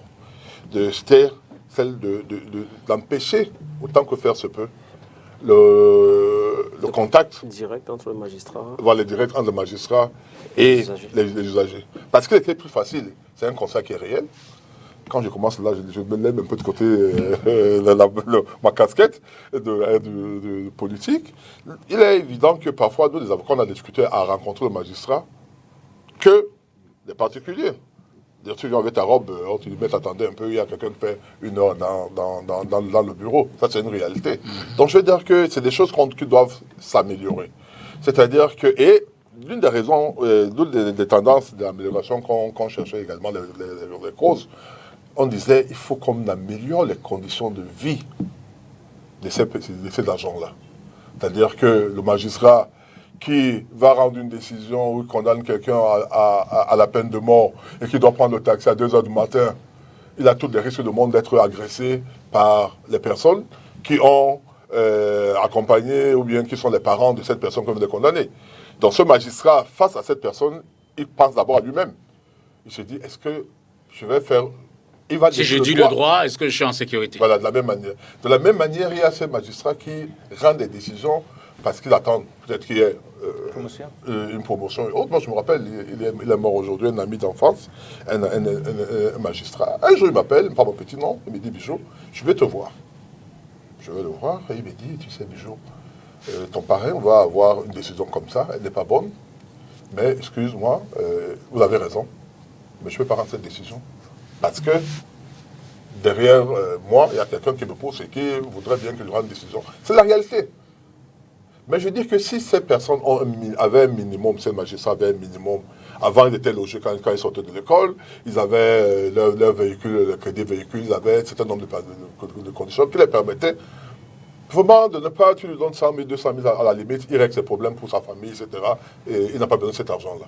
Mais lorsque vous avez un enfant qui est malade, une femme, on vous menace de sortir, vous sortez de la maison, vous avez les besoins basiques, la tentation est grande. Je ne dis pas que ça justifie cela, mais ça peut être un motif. Donc il faut améliorer les conditions de vie, mais les conditions de travail également.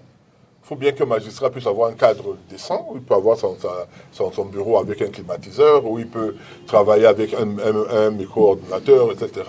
Ça lui donne même l'envie de bien travailler. Alors que parfois tu trouves des bureaux où il y a un ventilateur, parfois il n'y a même pas de ventilateur, etc. C'est autant de choses qui... Maintenant, je ne sais pas, quand nous étions enfants, on nous disait que les militaires et autres, on les piquait on les injectait, ils avaient des piqûres qui faisaient qu'ils sont violents, etc. Regardez ce qui se passe aux États-Unis. Quand vous voyez comment on a plaqué au sol un gouverneur d'un État fédéré américain.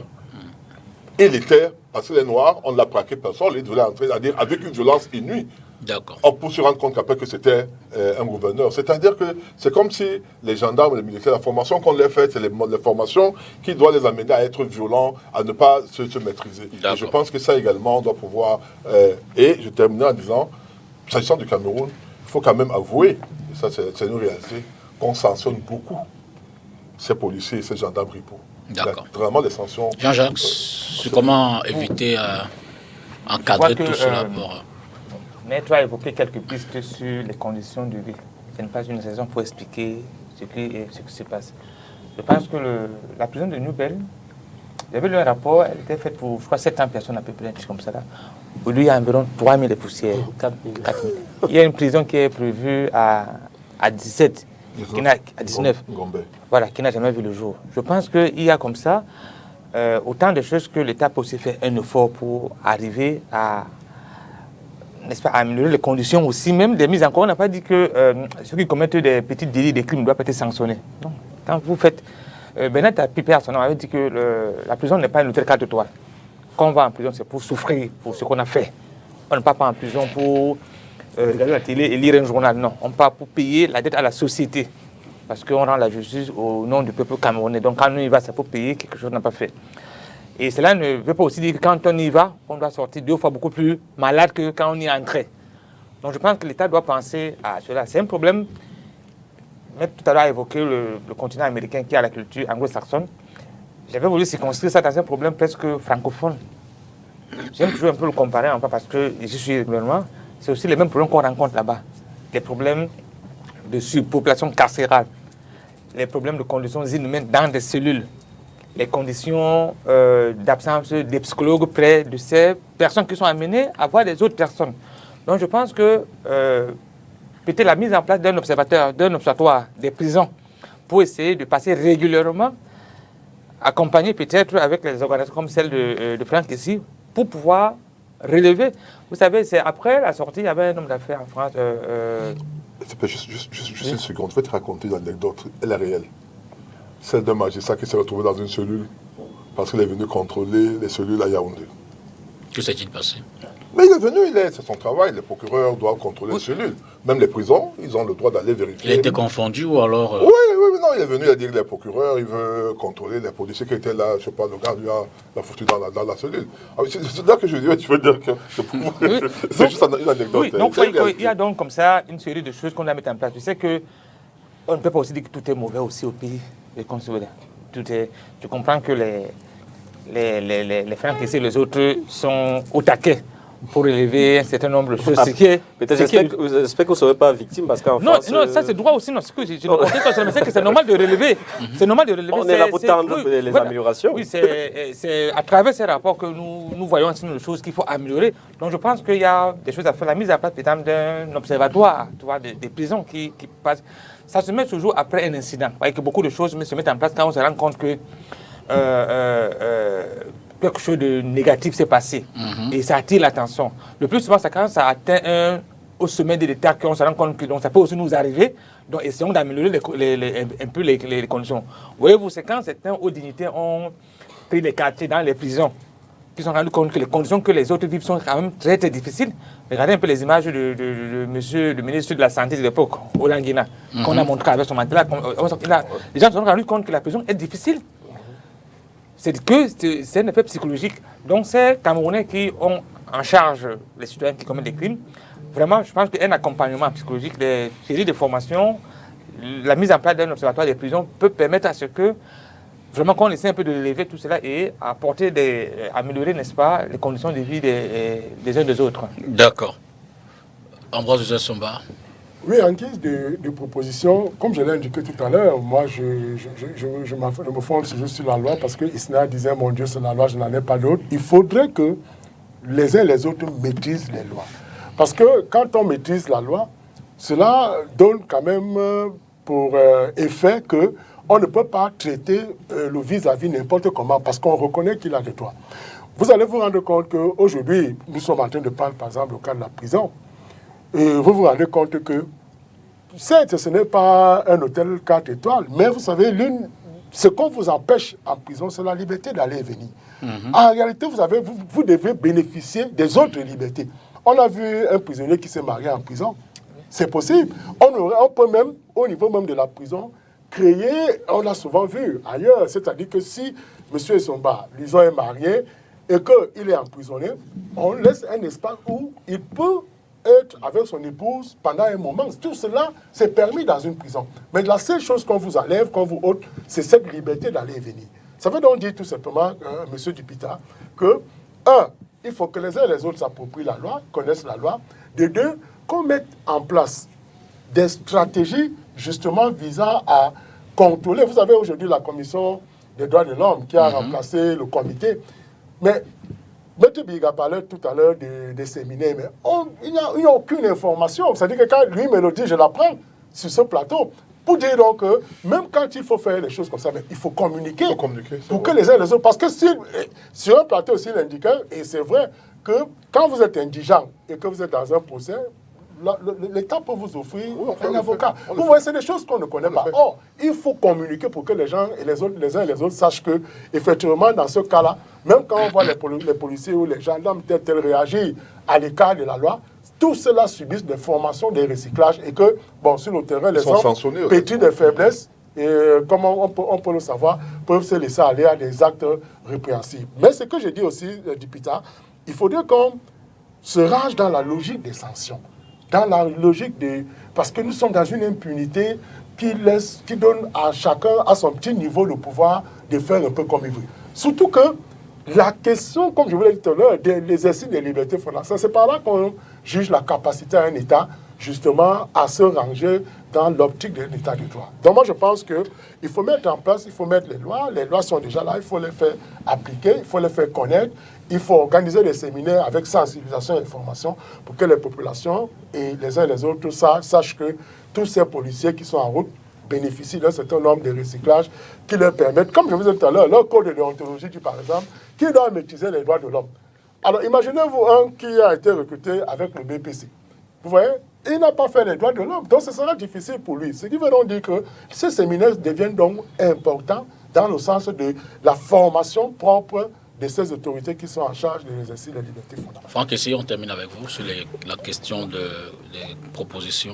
C'est assez vaste, mais je commencerai par dire qu'il y a des circonstances, il y a des situations qui favorisent une augmentation des violations. C'est par exemple une situation de crise. Je crois que même tant qu'on cherche à diminuer les hostilités, retrouver la paix, on contribue à un meilleur respect des droits de l'homme. Parce que si vous regardez en particulier ces zones sur lesquelles nous nous penchons en particulier, nord, ouest, sud-ouest, extrême nord, vous verrez que la tension même là, perceptible même dans l'air, est due aussi au conflit.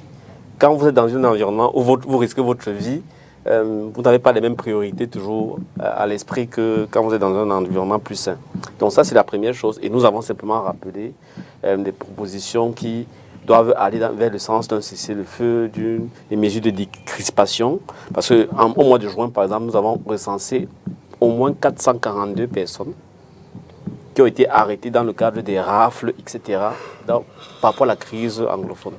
J'ai par exemple un individu qui est ici à la prison de Newbel, qui a été arrêté en route, d'après ce qu'il raconte, qui actuellement il vend, je crois, le compte CHAP, c'est vérifiable, c'est-à-dire qu'il est d'une gardienne de prison qui a pour business de vendre de la nourriture et qui ne sait pas pourquoi il est là. Il est à 2 ans et demi, il n'est jamais passé devant le tribunal.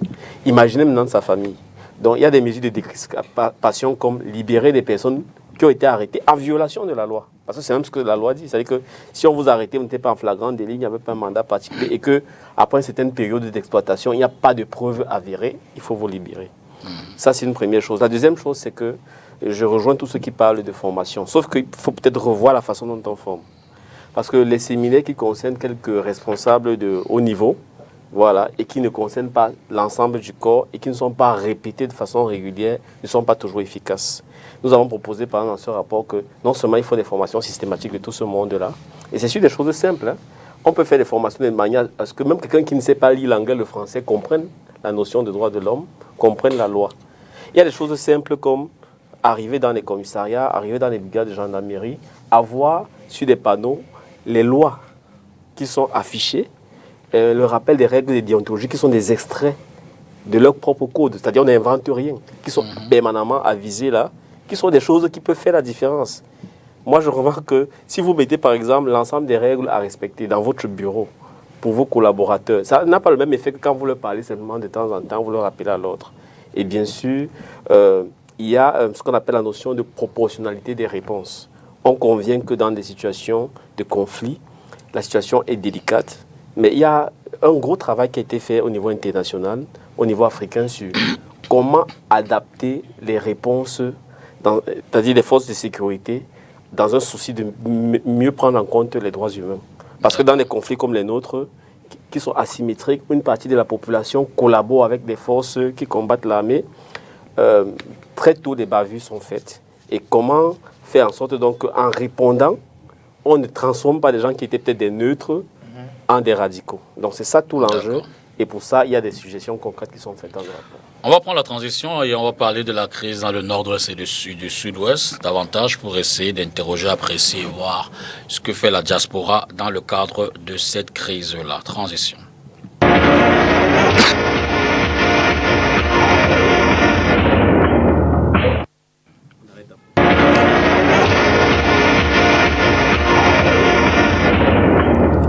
Oui, mon grand, bonjour. Non, en fait, je suis...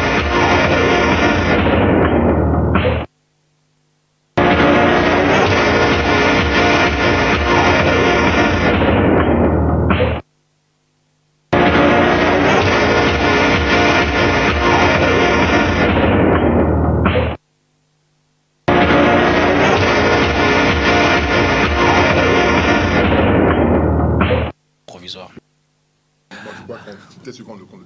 Bon retour sur le plateau. Donc, on va parler de la crise dans le nord-ouest et le sud-ouest. La diaspora, tel que le terme est formulé, hein, entre incapacité et neutralisation, en fait, quand je parle de diaspora, on aurait pu parler des diasporas. Parce que d'abord, elle est diversifiée, mais davantage, on observe effectivement que selon que l'on soit tel ou tel autre, d'une sensibilité ou d'une autre, les Camerounais se regroupent, ou peut-être même pas souvent aussi, pour aborder cette question, pour l'adresser et envisager des solutions. La plus récente rencontre, évidemment, est celle de Toronto, où, cette fois-là, un certain nombre d'acteurs séparatistes, fédéralistes, si vous voulez, des acteurs séparatistes et des fédéralistes, se sont réunis donc pour aborder la question, voir exactement ce qu'il faut en faire, qui c'est peut-être pour en sortir, pour définitivement baisser les armes. On a pu voir d'autres diasporas, ou une autre diaspora, la brigade anti-sardinate, comme elle se fait appeler, qui également porte ce combat-là, comment mettre un terme à la crise. Il y a à côté de ça également d'autres personnes qui soutiennent évidemment l'unité du Cameroun, qui posent également le problème sur la table. Et je me retourne de suite vers vous, Jean-Jacques, vous qui êtes de la diaspora. Quand on regarde tous ces efforts, toute cette mobilisation, on regarde le champ des opérations. Évidemment, on ne peut pas être satisfait de l'évolution de la chose, mais vous dites, les efforts sont-ils vains? Les efforts que vous faites, avez-vous le sentiment véritablement que on se les approprie ici, que ce soit les pouvoirs publics, les acteurs sur le terrain et tout ça? Quel est le sentiment que vous avez au regard de ce qu'on évoque? Le point commun de toutes ces luttes qui sont faites à l'extérieur par les différentes diasporas, comme vous l'avez indiqué, c'est la paix au Cameroun. Absolument. Tout ce que nous faisons là-bas, chacun à sa manière et chacun selon ses armes qu'il peut avoir, c'est que la guerre cesse. Et dure quand même depuis 2016. Et si on compile tous les chiffres que l'organisation, donc, monsieur ici, là, les chiffres sont énormes. Donc tous les efforts que nous faisons là-bas, chacun à sa manière et de la façon dont elle peut les présenter, c'est que nous devons arrêter cette guerre qui ne fait que tuer les Camerounais et pas d'autres personnes. Et ouais, qu'à chaque fois chaque jour qui passe, la guerre augmente d'intensité, d'autres armes apparaissent, d'autres situations naissent. Donc toutes les rencontres que les diasporas font de par le monde ont pour un seul dénominateur commun, c'est que ça cesse. Maintenant, l'État ne veut pas bouger. C'est là où je m'adresse à M. Baya, à un moment donc l'État aussi doit un peu tendre l'oreille. Je sais que c'est l'État qui a le monopole de la force. L'État a le monopole de tout. Mais à un moment donné aussi, quand vous avez des enfants qui se battent, posez-vous de bonnes questions. Pourquoi est-ce qu'elles se battent? Pourquoi est-ce que ces personnes se battent? Qu'est-ce qu'on peut faire pour améliorer maintenant? La diaspora continuera à se battre, continuera à se faire entendre. Maintenant, est-ce que et à chaque réunion, il y a eu celle de Toronto, il y avait eu celle des États-Unis, il y a d'autres qui se tiennent en France. Les propositions que ces personnes organisent sont faites et sont acheminées. Bon, maintenant, pourquoi est-ce que l'État n'arrive pas encore à les mettre en application ou bien à les intégrer dans son dispositif de résolution de cette crise? Peut-être le représentant du parti ici va nous dire. Mais je pense que toutes les diasporas ont ce souci que la guerre doit s'arrêter. D'accord. Maître Béliga, j'aurais peut-être dû commencer par là. Avez-vous le sentiment que les mobilisations, les contributions de la diaspora ont, j'ai envie de dire, le même sort que celles des Camerounais de l'intérieur? Je veux dire qu'ici, on voit également, il y a le Grand Dialogue National, il y a des entités qui se réunissent de façon pas toujours formelle, mais qui apportent des propositions à la sortie de crise, comme d'ailleurs la diaspora le fait. Avez-vous le sentiment que tous ces éléments,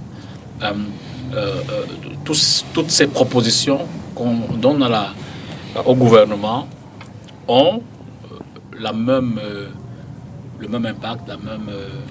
Tout à l'heure, lorsque mon voisin de droite a terminé, j'ai failli sursauter en me disant est-ce que nous sommes tous Camerounais ou bien on écoute tous la même chose? Je pense qu'il y a les diasporas. Il y a des diasporas, je pense pas. Vous avez parlé de cette diaspora qui s'est réunie à Toronto, etc., et qui veut qu'il y ait la fin de la guerre. Nous savons bien que s'il y a la guerre dans le nord ou le sud-ouest, elle est suffisamment alimentée par la diaspora. Il ne faut pas donner l'impression qu'on ne sait pas. Quand les gars se réunissent, ils disent on est sur tous les jours sur les réseaux sociaux, de l'attaque, l'achat des armes, etc. Cette diaspora-là. Si aujourd'hui elle dit que la guerre doit finir, c'est une bonne chose. Je pense que on est presque sûr que c'est eux, c'est cette diaspora, je veux dire, du Canada et autres, cette diaspora que je pourrais appeler de nos frères du Nord ou du Sud-Ouest, décide elle aussi qu'il faut que la guerre doit finir. Vous allez voir, il y aura une baisse d'intensité de la guerre. La diaspora européenne, on l'a vu, tout à l'heure il a évoqué, peut-être pas de manière explicite, mais nous savons bien qui est à la base. Elle a pour but de pouvoir renverser le gouvernement en place, c'est clair et net, il n'y a même pas de doute. Et tout ce qui peut faire fragiliser le gouvernement, ils vont tout faire pour que ça soit fait. Ça sera à leur profit. C'est-à-dire que si les gars prennent les armes pour pouvoir, pour qu'il n'y ait pas de paix, cette diaspora, ce qu'on appelle la base, elle sera contente. Il faut bien qu'on se le dise. Elle le dit. On a vu des vidéos, je l'ai dit sur un autre plateau de télévision, où il disait non, il faut peu bavarder, il faut sortir de l'argent, pour aller acheter des armes, pour aller donner aux ambazoniens. On a suivi ça. Donc cette diaspora, si elle prend conscience du fait que ce pays est le nôtre, nous tous. Donc si aujourd'hui elle pense que parce qu'elle est à l'extérieur, une balle ne peut pas venir tuer leur mère, leur frère, leur cousin, etc., c'est qu'elle se trompe. Parce que lorsque la guerre arrive, la guerre n'a pas de choix des personnes qu'elle attaque. Aujourd'hui, ça peut être dans le sud et nord-ouest. Après, demain, on va apprendre que c'est dans un studio, je ne sais pas où, quelque part comme ça. Donc, je pense que la diaspora doit pouvoir être cette diaspora constructive, celle qui n'est pas là pour chasser le président de la République, qui va se opposer, mais celle-là qui pense qu'on peut apporter des idées et les moyens pour que le pays se développe. Mais on a vu une là, la dame qui a commencé à dire qu'il ne faut même pas qu'on envoie l'argent au pays, parce que ça rend faible aux paresseux, les Camerounais. Il faut que les Camerounais qui sont à l'extérieur n'envoient plus l'argent au pays, qu'on interdise, qu'on bloque les comptes. Voilà cette diaspora-là, ce n'est pas une diaspora constructive. Nous savons que la diaspora de France, dans les pays africains, par exemple, envoie tellement plus d'argent que celle que la diaspora africaine envoie en Afrique. Donc c'est un peu ça, je dis. Maintenant, le gouvernement, ce débat sur le dialogue, je pense que nous tous, on l'a suffisamment élaboré et discuté. On a dit que le dialogue était à un moment donné un événement, ça a eu lieu en 2019, en novembre. Le dialogue reste ce qu'on appelle un processus. On a vu avec Sissoko Ayuk Tabé ce que ça a donné, parce que lorsqu'on a commencé, ceux qui étaient à l'extérieur, cette diaspora a estimé que lui n'avait pas le droit de pouvoir parler en leur nom parce qu'il était prisonnier, oubliant que Mandela discutait des conditions de la fin de l'apartheid pendant qu'il était en prison. Donc, cette diaspora-là, elle peut aider, mais pour le moment, elle n'aide pas suffisamment le pays. Le gouvernement doit continuer, ça c'est le langage qu'on doit tenir, à chercher toutes les voies et moyens, toutes les voies et tous les moyens pour pouvoir permettre que la paix revienne. D'accord. Ok, si. Bon, je suis d'accord avec l'idée qu'il n'y a pas une diaspora, il y a des diasporas. On sait par exemple que de nombreux chefs politiques de la sécession sont dans la diaspora et alimentent par leur discours, par les mobilisations de moyens, les opérations violentes que nous vivons dans ces zones-là. Et à ce titre-là, elle n'est pas classée dans la même catégorie, cette diaspora-là, belliqueuse, qui est en connexion avec des groupes séparatistes, avec d'autres groupes qui légitimement estiment qu'il est temps qu'il y ait un changement au Cameroun. Un changement, je crois que ça participe de leur liberté de dire que Paul Biya a fait son temps, 39 ans pour voir, c'est suffisant. C'est de leur droit de dire que les élections au Cameroun ne sont pas certains simulacres démocratiques. C'est normal pour eux de dire que tant qu'à l'intérieur du Cameroun, on empêche la majorité des Camerounais ou des voix dissonantes de s'exprimer librement, il faut aussi que les autres aient un aperçu. On peut ne pas être d'accord sur certains excès, mais je pense que de façon vigoureuse, ils utilisent les moyens qui sont perçus comme démocratiques dans les pays où ils vivent pour s'exprimer lorsque nos officiels arrivent là-bas.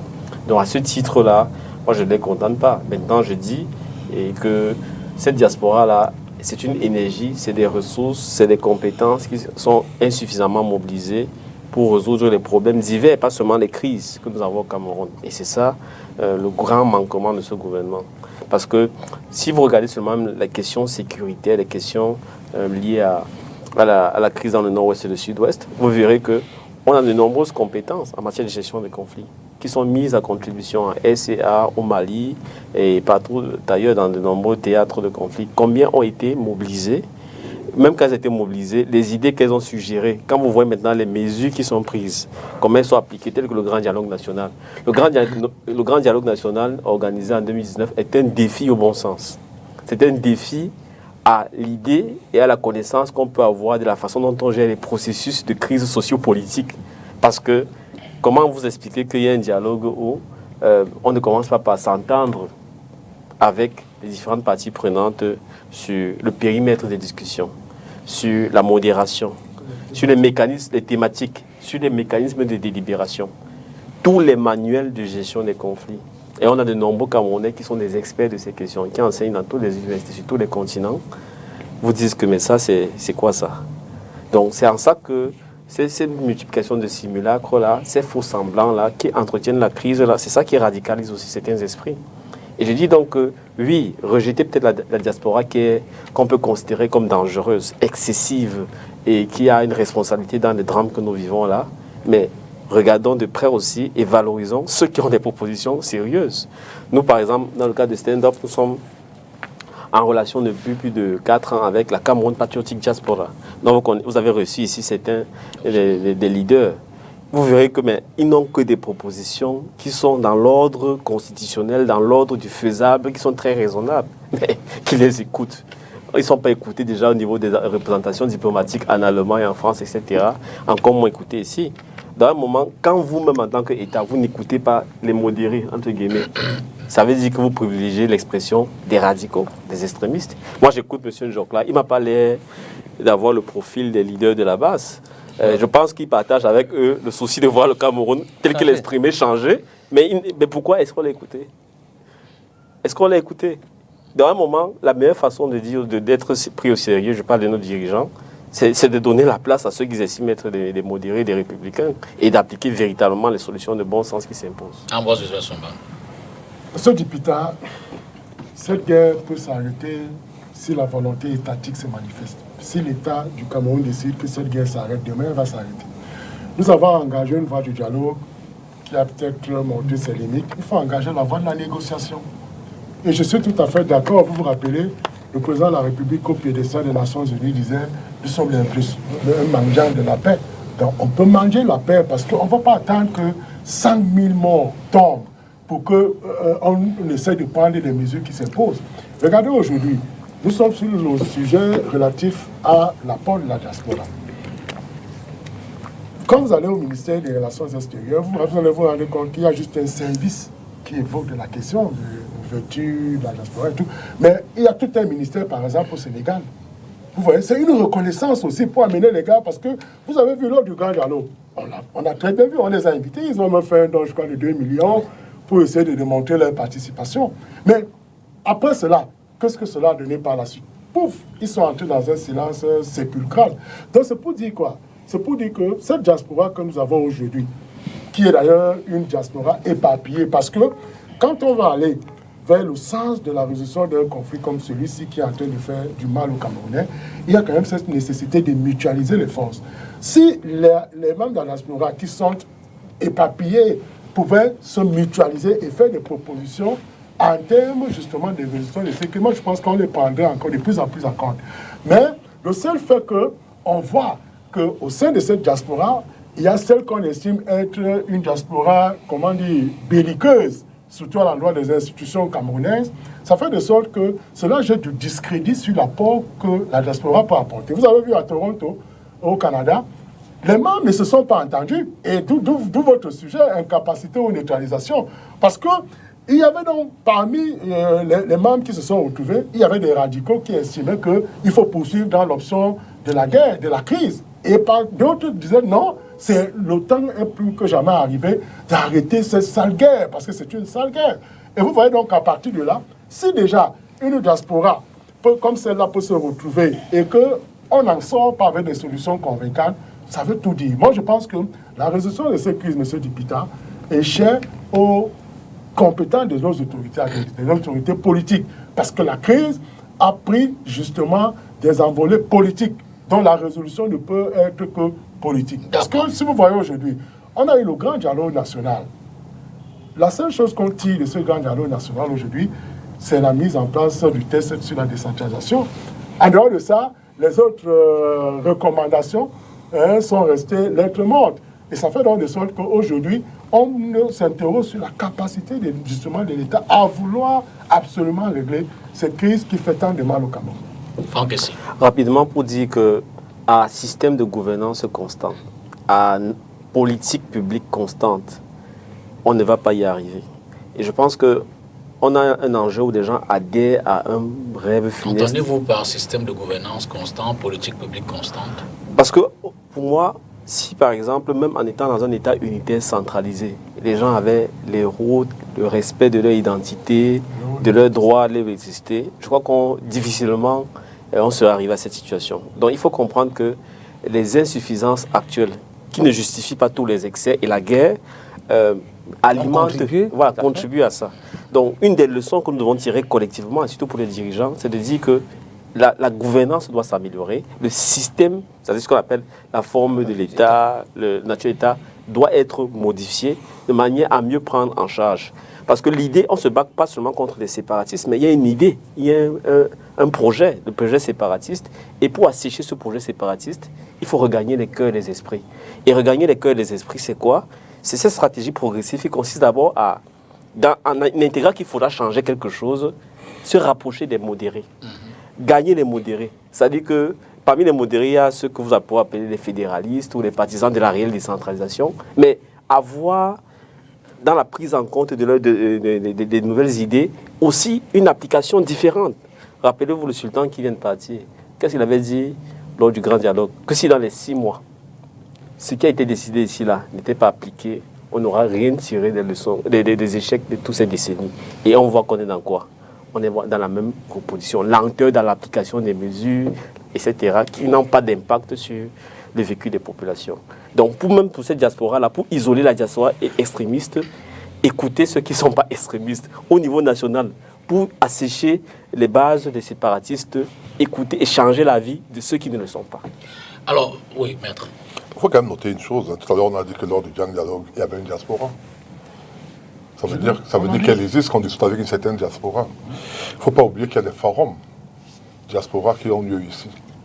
N'oublie pas, au niveau de l'Assemblée nationale, il y a des groupes de travail. Des députés qui sont la diaspora, mais bon. Qui sont sur la diaspora. Donc je veux dire qu'il y a quand même des choses qui sont faites. Elles doivent être améliorées, elles sont faites. Et je voudrais dire que quand on ne se leurre pas, quelle que soit la forme de l'État, si les frères du Nord-Ouest veulent être séparés, ils vont faire la guerre. Si c'est ça leur objectif, c'est-à-dire avoir la sécession, vous allez donner toutes les formes de l'État. Si c'est ça. Pour cette raison que c'est là où il y a le débat.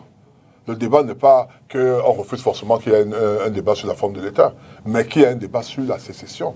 Aucun président de la République, même si c'est vous qui venez au pouvoir demain, vous n'accepterez pas qu'un pan du Cameroun soit parte pour faire plaisir à un groupe. C'est pas possible. Pour payer le dialogue, je veux vous relancer. C'est pour cette raison que ça veut dire quoi? C'est pour ça que je disais qu'il y aura toujours des gens qui veulent la sécession. Qu'est-ce qu'on fait? Non, ça veut dire qu'aucune forme de l'État ne peut garantir qu'on n'aura pas une sécession. Je reviens dessus. D'abord, j'ai fait le développement d'un sur un plateau de télévision avec la fédération. J'ai dit, on vous dit fédération, je leur ai dit, l'Éthiopie est une fédération, ils sont en pleine guerre. Mais ça, c'est un mauvais exemple. Non, c'est pas des bons exemples. Ne me demandez pas s'il y a des bons exemples. Non, c'est votre argument, c'est un mauvais exemple. Vous me laissez. Nous parlons d'un principe. On nous dit, la fédération, c'est la solution. C'est ce que j'entends tous les jours sur les plateaux. Je dis, la fédération, ça peut ne pas être la solution.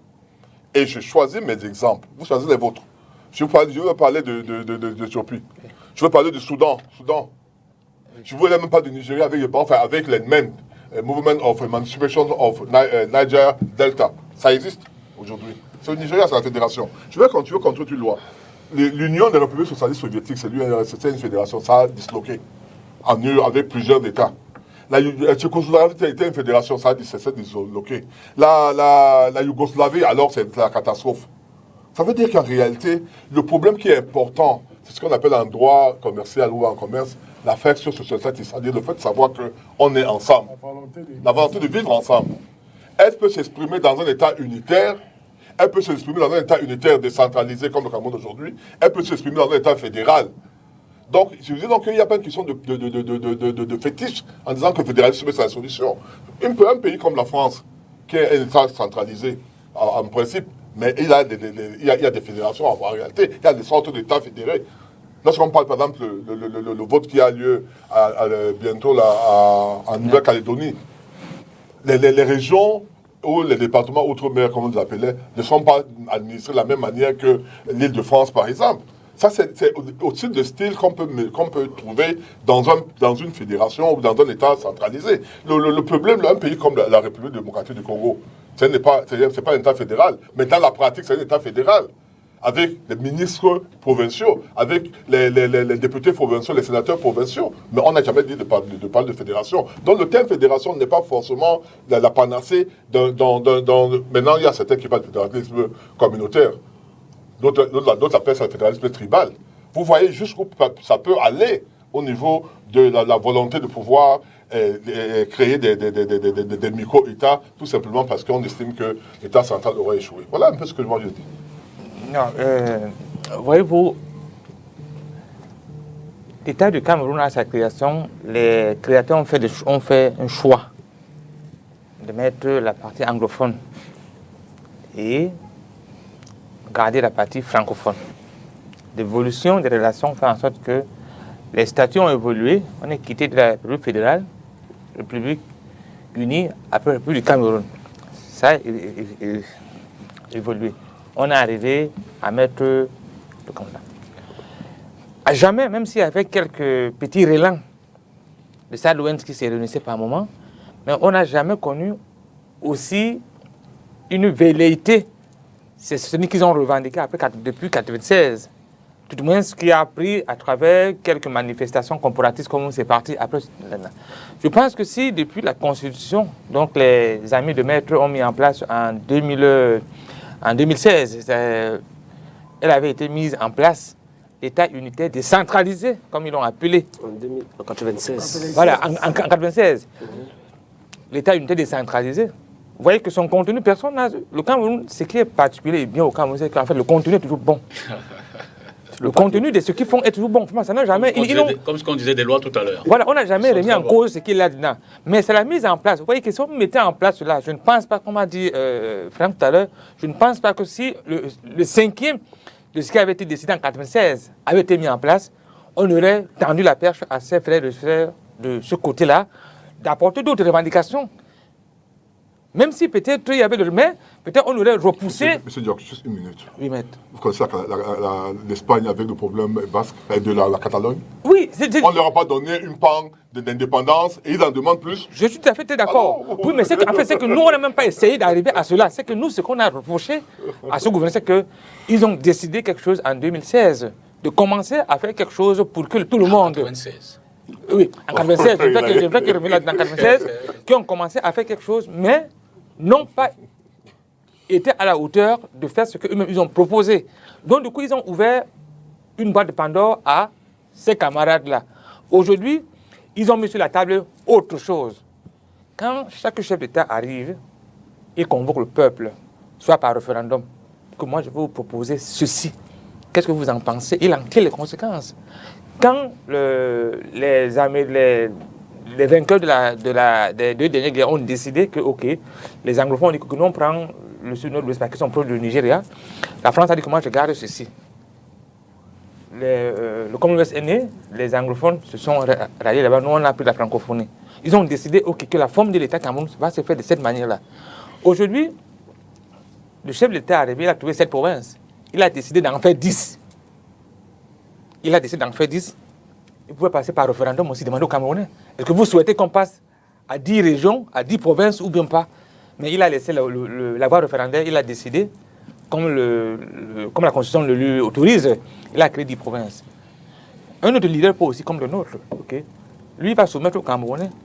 Vous proposez, vous l'avez reçu aussi il n'y a pas très longtemps, sur son modèle de société qu'il propose. Dimanche dernier. Voilà, il appellera aux Camerounais par référendum. Est-ce que vous souhaitez ce modèle qu'il veut proposer, qui pense que, d'après celui-là, ça peut aller?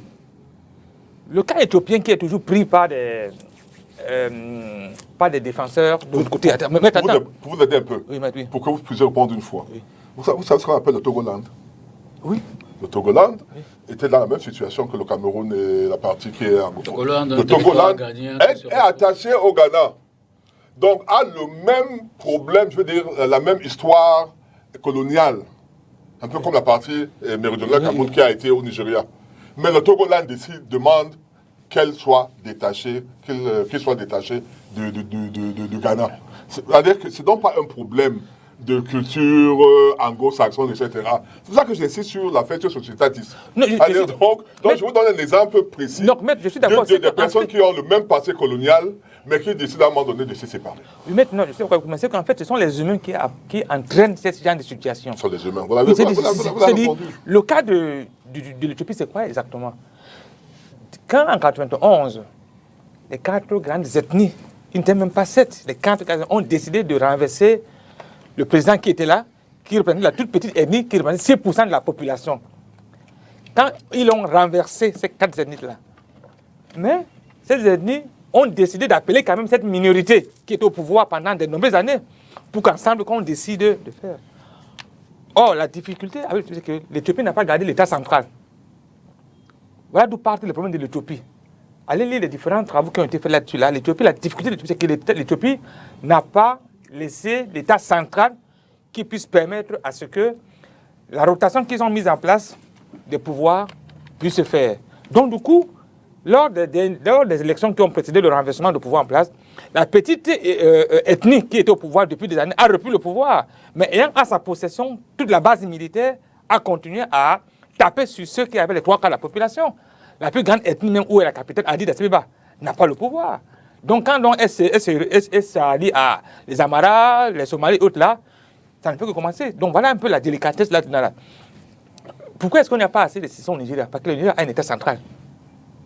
Comme les États-Unis, quand le gouverneur d'un État envoie, ils envoient l'État fédéral pour taper là-dessus. Franck? Moi, je ne veux pas. Je pense que les gens sont libres de vouloir la fédération, de penser que la fédération, d'un point de vue de l'organisation constitutionnelle nouvelle, institutionnelle, ça favorise mieux le vivre ensemble, le maintien d'un certain nombre d'équilibres. Moi, je pense que dans une situation comme la nôtre, ceux qui sont au pouvoir doivent avoir comme obsession la reconquête, j'ai bien utilisé cette expression, des cœurs et des esprits. Parce qu'au-delà des formes organisationnelles, institutionnelles, c'est le sentiment que non, moi j'ai envie, c'est-à-dire c'est de redonner envie d'être au Cameroun, d'être Camerounais. C'est-à-dire que c'est ça, à travers tous les programmes militaires, sociaux, économiques, tout ce qu'on veut faire, c'est comment, en mettant ça en œuvre, ceux qui sont peut-être fâchés, en colère, dans la haine, on les ramène. C'est-à-dire que ce n'est pas simplement la réponse sécurité, elle est nécessaire lorsque des gens ont pris des groupes, ont pris des armes, etc. Elle est nécessaire. Puisque je rappelle toujours que dans la gestion de ce type de crise-là, c'est souvent 4 étapes. C'est-à-dire que lorsque les gens prennent des armes et se mettent à tirer, La première phase, c'est la sécurisation. Sécuriser les biens stratégiques, sécuriser les populations. La seconde étape, c'est la stabilisation. Faire en sorte que l'intensité, le nombre des attaques diminue. Et là, on a besoin des forces de sécurité et de défense. Mais les deux dernières étapes, la transition et la reconstruction, c'est le politique. Et dans la transition, c'est là où on recherche les conditions de la paix, on recherche le cessez-le-feu, on dialogue et on tombe sur un nouveau consensus. Donc moi, je pense que ce qui sont aux affaires aujourd'hui, et c'est ça le problème, c'est à mon avis, l'attachement à des privilèges. C'est une caste un peu bureaucratique là, qui ne veut pas lâcher les budgets, qui ne veut pas lâcher le pouvoir, qui veut se reproduire à la tête de l'État et qui, sous des prétextes de préserver l'unité nationale, ne veut pas comprendre que de plus en plus, partout sur le territoire, des gens veulent de l'autonomie. Ils veulent notre gouvernance. Ils veulent que cesse le mépris d'une minorité sur la majorité. C'est ça l'enjeu. Donc aujourd'hui, imaginez qu'il y avait une vaste campagne de séduction. Pas dans le sens de ruse, mais de on va construire, on va améliorer la gouvernance. On est un dirigeant, et c'est ça le problème avec un dirigeant qui est absent aujourd'hui. On va corriger ce qui objectivement nourrit la colère. Vous verrez que actuellement, d'après nous en faisant nos enquêtes là, dans le nord et sud-est, on se rend compte que même des populations qui ont pu soutenir les sécessionnistes hier sont dans le regret. Il y a des zones où quand on tue, l'armée tue un général, les populations sortent et célèbrent, un général ambazonien. Je ne sais pas si vous voyez. Donc il y a ce va-et-vient et c'est une opportunité pour des gens sérieux en changeant la façon dont on gère au quotidien. Donc étant au service des populations, vous les ramenez. Gagner la bataille des cœurs et des esprits. Ça doit être ça pour moi le projet. Maintenant, ça peut prendre au final, par les processus qu'on va enclencher, la forme d'État unitaire décentralisé approfondi et réel, ou une fédération, ou un régionalisme. Mais l'idée est qu'il faut vraiment un changement de nature de la gouvernance. Alors, pour revenir, et on sort par là, sur le thème, entre incapacité et neutralisation, avez-vous le sentiment, on le disait tout à l'heure, on a pris l'exemple de Toronto qui est le plus récent, ce sont plus ou moins des gens qui sont dans le même combat, qui ont mobilisé les moyens pour, mais qui ont des stratégies différentes et qui n'arrivent pas à s'entendre. Incapacité, c'est un exemple. L'autre exemple qu'on peut prendre, c'est ceux qui quand même sont, j'ai failli dire, unis dans la stratégie à mener pour apporter des solutions. Dans ce cas-là, je parle de neutralisation dans ce sens que, est-ce que eux, au regard de la lourde machine gouvernementale, institutionnelle pour mettre les éléments en œuvre, ne sont-ils pas comme coincés dans leur... Et donc, je résume, donc, on va essayer de répondre à cette question pour sortir de l'émission. Ces diasporas-là sont-elles incapables d'impacter les décisions afin d'apporter véritablement ou de contribuer aux solutions, ou est-elle neutralisée? Ambroise Usaï-Somba, question de sortie. Ce qu'on va dire de vrai et de fondamental, c'est que la diaspora, comment dire, c'est-à-dire qu'elle a des moyens pour impacter, des moyens pour justement qui consistent à impacter sur le retour à la paix au pays. Et comme je l'ai indiqué tout à l'heure, on enfin ici, là-bas, le Martellet, avec vigueur, qu'on voit aujourd'hui qu'il y a une diaspora qui alimente ces sécessionnistes. Et vous allez d'ailleurs vous poser la question de savoir comment est-ce que ces armes font pour les parvenir, puisque les gars ont les armes de dernière génération. On se demande bien comment ils font pour les avoir. Et on a même vu que les techniques opératoires se sont véritablement étoffées du côté des sécessionnistes, d'ailleurs qui maîtrisent encore très bien l'implémentation du terrain. Alors, donc, la diaspora a des moyens. Ce n'est pas incapable. Elle a des moyens, justement, pour essayer de juguler cette crise. Mais on se rend bien compte que, comme je l'indiquais tout à l'heure, il faudrait qu'on les ouvre une voie institutionnelle. Parce que si la voie institutionnelle n'est pas ouverte, c'est-à-dire que l'État offre un canevas où on peut convoquer les gars, on les écoute ici, au pays. Parce que quand tout cela se fait de l'extérieur, on a l'impression que l'impact n'est pas aussi saisissant. Donc, on peut se mettre dans une voie institutionnelle où on regroupe les gars, on essaie de les écouter, on essaie d'abord de les identifier, toutes ces diasporas qui peuvent être participatives, on essaie de les regrouper et voir dans quelle mesure exploiter les différentes propositions qu'ils vont faire. Je vais par exemple vous dire que au niveau de la Californie, il y a une bonne diaspora anglaise de ce côté-là. Et je vais vous dire, un jour, je discutais avec un qui disait que, regardez, monsieur le docteur, nous avons l'ambassadeur ici qui est un francophone. Sur le plan symbolique, ça peut poser un problème. Il dit, non, on n'a pas la capacité ici d'échanger avec lui. Parce que même dans les services de... Comment on appelle ça? L'ambassade? Ouais. Il ne parle pas anglais. Non, il ne parle pas Les anglais. services consulaires. Les services consulaires, C'est ils ne parlent pas étonnant, anglais. Donc les gars veulent, ils veulent un anglophone, là, comme ambassadeur du Cameroun aux États-Unis, avec lequel ils peuvent aisément échanger. Donc vous voyez que sur le terrain de la pratique... L'ambassadeur du Cameroun, ça, je ne parle pas anglais. Moi, je vous dis qu'il ne parle pas anglais. C'est un Ewono. Non, le nom, c'est... Mais ça, et on n'empêche pas de parler anglais. Non, je dis que c'est un Ewono. Mais j'encadre cette information-là. Je suis la main de... pas maître. Ah, pardon. Ok. Dans tous les cas, c'est le premier qui va finir. Voilà. Pardon, vraiment, je m'excuse auprès du baron. Donc, vraiment, mettons cela entre guillemets parce que je connais un peu... Enfin, les diplomates sont bilingues. Bon, moi, ce que je sais, connais un peu tout au moins ce diplomate. Non, mais c'est ce qui m'a été... Peut-être que, oui. Mais parce qu'on explique que quand il échange avec quelqu'un d'expression anglaise, il faut un traducteur. Vous voyez? Donc, c'est ce que j'aimais. Donc, s'il s'exprimait aisément en anglais, on n'aurait pas dû avoir un traducteur à ses côtés. Donc, peut-être que, comme vous l'avez dit, on peut rechercher l'information, mais c'est un peu ce que moi j'ai eu en retour des échanges que j'ai avec des gens qui sont de ce côté. Maître Biliga, incapable de neutraliser cette diaspora. On ne peut pas dire que cette diaspora est incapable. Cette diaspora a un objectif, l'autre diaspora, celle dont on parle, celle qui s'est retrouvée dernièrement à Toronto, celle qui armait les Amazoniens, etc. Elle a un objectif à atteindre, la sécession. Donc, elle est peut-être, aujourd'hui, peut-être un peu en difficulté. Il faut quand même avouer que l'armée a augmenté en régime. Et moi, je n'aime pas le dire parce que je dis, lorsqu'on dit augmenter un régime, ça veut dire plus de personnes à tuer. C'est-à-dire plus Donc c'est pour ça que je n'aime pas utiliser cette expression en me disant, on n'a pas besoin de tuer des gens pour pouvoir trouver une solution. Il faut qu'on trouve une solution. Mais encore faut-il qu'il y ait des gens qui soient prêts à écouter, à être prêts à trouver la solution. L'autre diaspora, celle tout à l'heure qu'on magnifie en disant que oui, celle-là, elle a un autre objectif, celle de l'Europe, elle également. Moi, je pense qu'il faut que cette diaspora se dise qu'elle n'est pas là pour une personne. Si on veut être Camerounais, on est pour le pays. Parce qu'elle a un objectif, faire venir, contrairement à ce que disait M. Fangrécy, faire venir un leader bien précis au pouvoir. Tout le monde le sait. Donc, et je dis, ça ne va pas régler le problème. Parce que lorsque ce leader viendra au pouvoir... Mais il y a une diaspora qui pour EDPC qui maintiennent le pouvoir. Il y aura des oppositions. Pourquoi les autres ne sont pas pour l'autre? Il y aura des oppositions. Il y aura également, comme tu dis... Ils ont le droit de vouloir qu'une personne soit au pouvoir. Oui, mais le problème, c'est que... Lui, il est de la diaspora, il soutient l'arrivée de Cabral Libye au pouvoir. Oui, le problème, c'est quoi? Le problème, c'est c'est les Camerounais. C'est l'exercice de cette liberté. Voilà. Par la diaspora. Voilà, c'est ça qui pose problème. Donc, moi, je dis... Docteur, il faut éviter ce problème de langue lorsqu'on parle ici. Moi, j'avais... C'est l'un des problèmes qui ont créé la crise anglophone, là.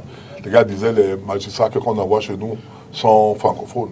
Mais moi, il y a plein de magistrats qui sont anglophones, qui sont venus ici. Madame Assoa Bord, par exemple, j'étais avocat stagiaire, elle était déjà là avant d'être avocat stagiaire. Madame Tchoumi Anna, elle était anglophone. Madame, elles sont nombreuses. Celle qui est ministre d'enseignement. Non, d'État. Contrôle supérieur de l'État. On a fait une formation il y a quelques années à l'École nationale d'administration de Paris avec elle. Elle est anglophone. Elle a été magistrat ici à Douala. Le procureur, le gouverneur de la région du Centre, la plus grande région, c'est un anglophone. C'est comme à Yaoundé, c'est des institutions. Ça dit, il ne faut pas donner l'impression que parce qu'on est francophone, on se retrouve chez les anglophones, ça crée un problème. Ça ne devait pas créer un problème. Parce que les anglophones se retrouvent très facilement chez nous, dans les zones francophones, sans que cela ne pose aucun problème. Il faut qu'on intègre cela. Aujourd'hui, il y a une chose qui est en train d'être faite. J'aime dire ça, j'aime dire qu'aujourd'hui, on va cesser d'être Camerounais, d'être anglophone ou francophone. On sera Camerounais, c'est-à-dire les Camerounais. Citoyens Camerounais. Nos enfants, moi, mes enfants sont anglophones. Ils ont fait des études anglo-saxonnes jusqu'au bout. Moi, il y a un qui était à Saint-Joseph, le collège de Sassé. J'ai dû le récupérer là-bas lorsque la guerre a commencé. Donc je veux dire que pour moi, je me sens camerounais. Je ne voudrais pas être identifié comme étant un francophone ou un anglophone. Et nous devons pouvoir l'accepter. Malheureusement, ce n'est pas tout le monde qui a la même perception des choses. Jean-Jacques. Donc c'est un problème politique. Je crois que la diaspora, face à la politique, le pouvoir politique, comme disait intérieur, ne s'y implique pas. La diaspora n'a pas les moyens politiques pour résoudre le problème. Elle se regroupe, elle apporte des propositions. Souvent, elle se tape dessus pour voir quelle est la stratégie. Mais le problème de cette partie du Cameroun, c'est un problème d'ordre politique. Il faudrait que les pouvoirs publics s'y impliquent afin que la diaspora vienne faire ce qu'elle a envie, ce qu'elle fait de mieux, c'est-à-dire apporter une contribution, apporter de l'investissement extérieur pour pouvoir développer les différentes localités qui ont besoin, n'est-ce pas, de la diaspora. Voilà ce à quoi est-ce que cette diaspora compte beaucoup. Maintenant, la mise en place de cette diaspora, la facilitation des moyens d'accès, les différentes mesures à prendre pour permettre à cette diaspora d'être beaucoup plus active, tout ça, ce sont des politiques d'implémentation à mettre en place. Mais on ne peut pas la mesurer, elle continuera à se réunir. Elle ne peut pas être inaudible, elle compte être audible. Maintenant, il faudrait que la volonté politique soit suffisamment forte pour pouvoir recueillir, n'est-ce pas, les propositions qu'elle peut amener à faire et résoudre, n'est-ce pas, tous les différents problèmes qu'on peut avoir dans cette partie. Merci. Vous êtes juste dire que la voie institutionnelle peut être explorée dans le sens où on peut utiliser les ambassadeurs qui représentent le Cameroun dans les différents États à mobiliser notre diaspora. Non, moi je voulais dire rapidement qu'il y a plusieurs diasporas, ne perdons pas ça de vue. Et comme on ne peut pas dire les Camerounais, il y a plusieurs Camerounais. Et moi je pense qu'aujourd'hui, ceux qui sont partisans par exemple de l'unité du Cameroun, qui sont partisans d'un changement institutionnel, d'un changement dans les politiques de développement, qui ne veulent plus que la guerre perdure, qu'ils soient au Cameroun, qu'ils soient à l'extérieur, apprennent à travailler ensemble. Parce que cette diaspora-là est tellement identique aux Camerounais de l'intérieur parce que, premier défaut, les gens ne savent pas travailler durablement ensemble sur les questions d'intérêt général. Donc c'est un appel que nous lançons. Deuxième chose, je pense qu'il y a aujourd'hui une nécessité de passer à la vitesse supérieure parce qu'il y a des gens qui sont aujourd'hui des obstacles à la sortie de crise. Il y a certains qui sont dans cette diaspora-là et qui alimentent des groupes qui mènent des actions sur le terrain. Et il y a des gens dans le système, des collègues du parti de M. Biliga, qu'il faut combattre. Non, je veux dire que ce à quoi on doit assister aujourd'hui, ce n'est plus diaspora d'un côté et Cameroun. C'est des groupes en fonction des objectifs politiques que le peuple camerounais saura apprécier. Si par exemple on se bat aujourd'hui pour le fédéralisme ou bien pour une transition politique démocratique, il faut qu'on se réunisse sur une telle bannière et on agisse. Voilà, moi je pense que c'est ce type de regroupement qu'on doit avoir aujourd'hui. Docteur Ambroise Joseph Somba Franck Essi, maître Joseph-Claude Biliga et puis Jean-Jacques Njok-Miseke, merci infiniment d'être venu ce soir pour évidemment débattre des questions au menu. C'était Carte sur table. Bonsoir et à mardi prochain.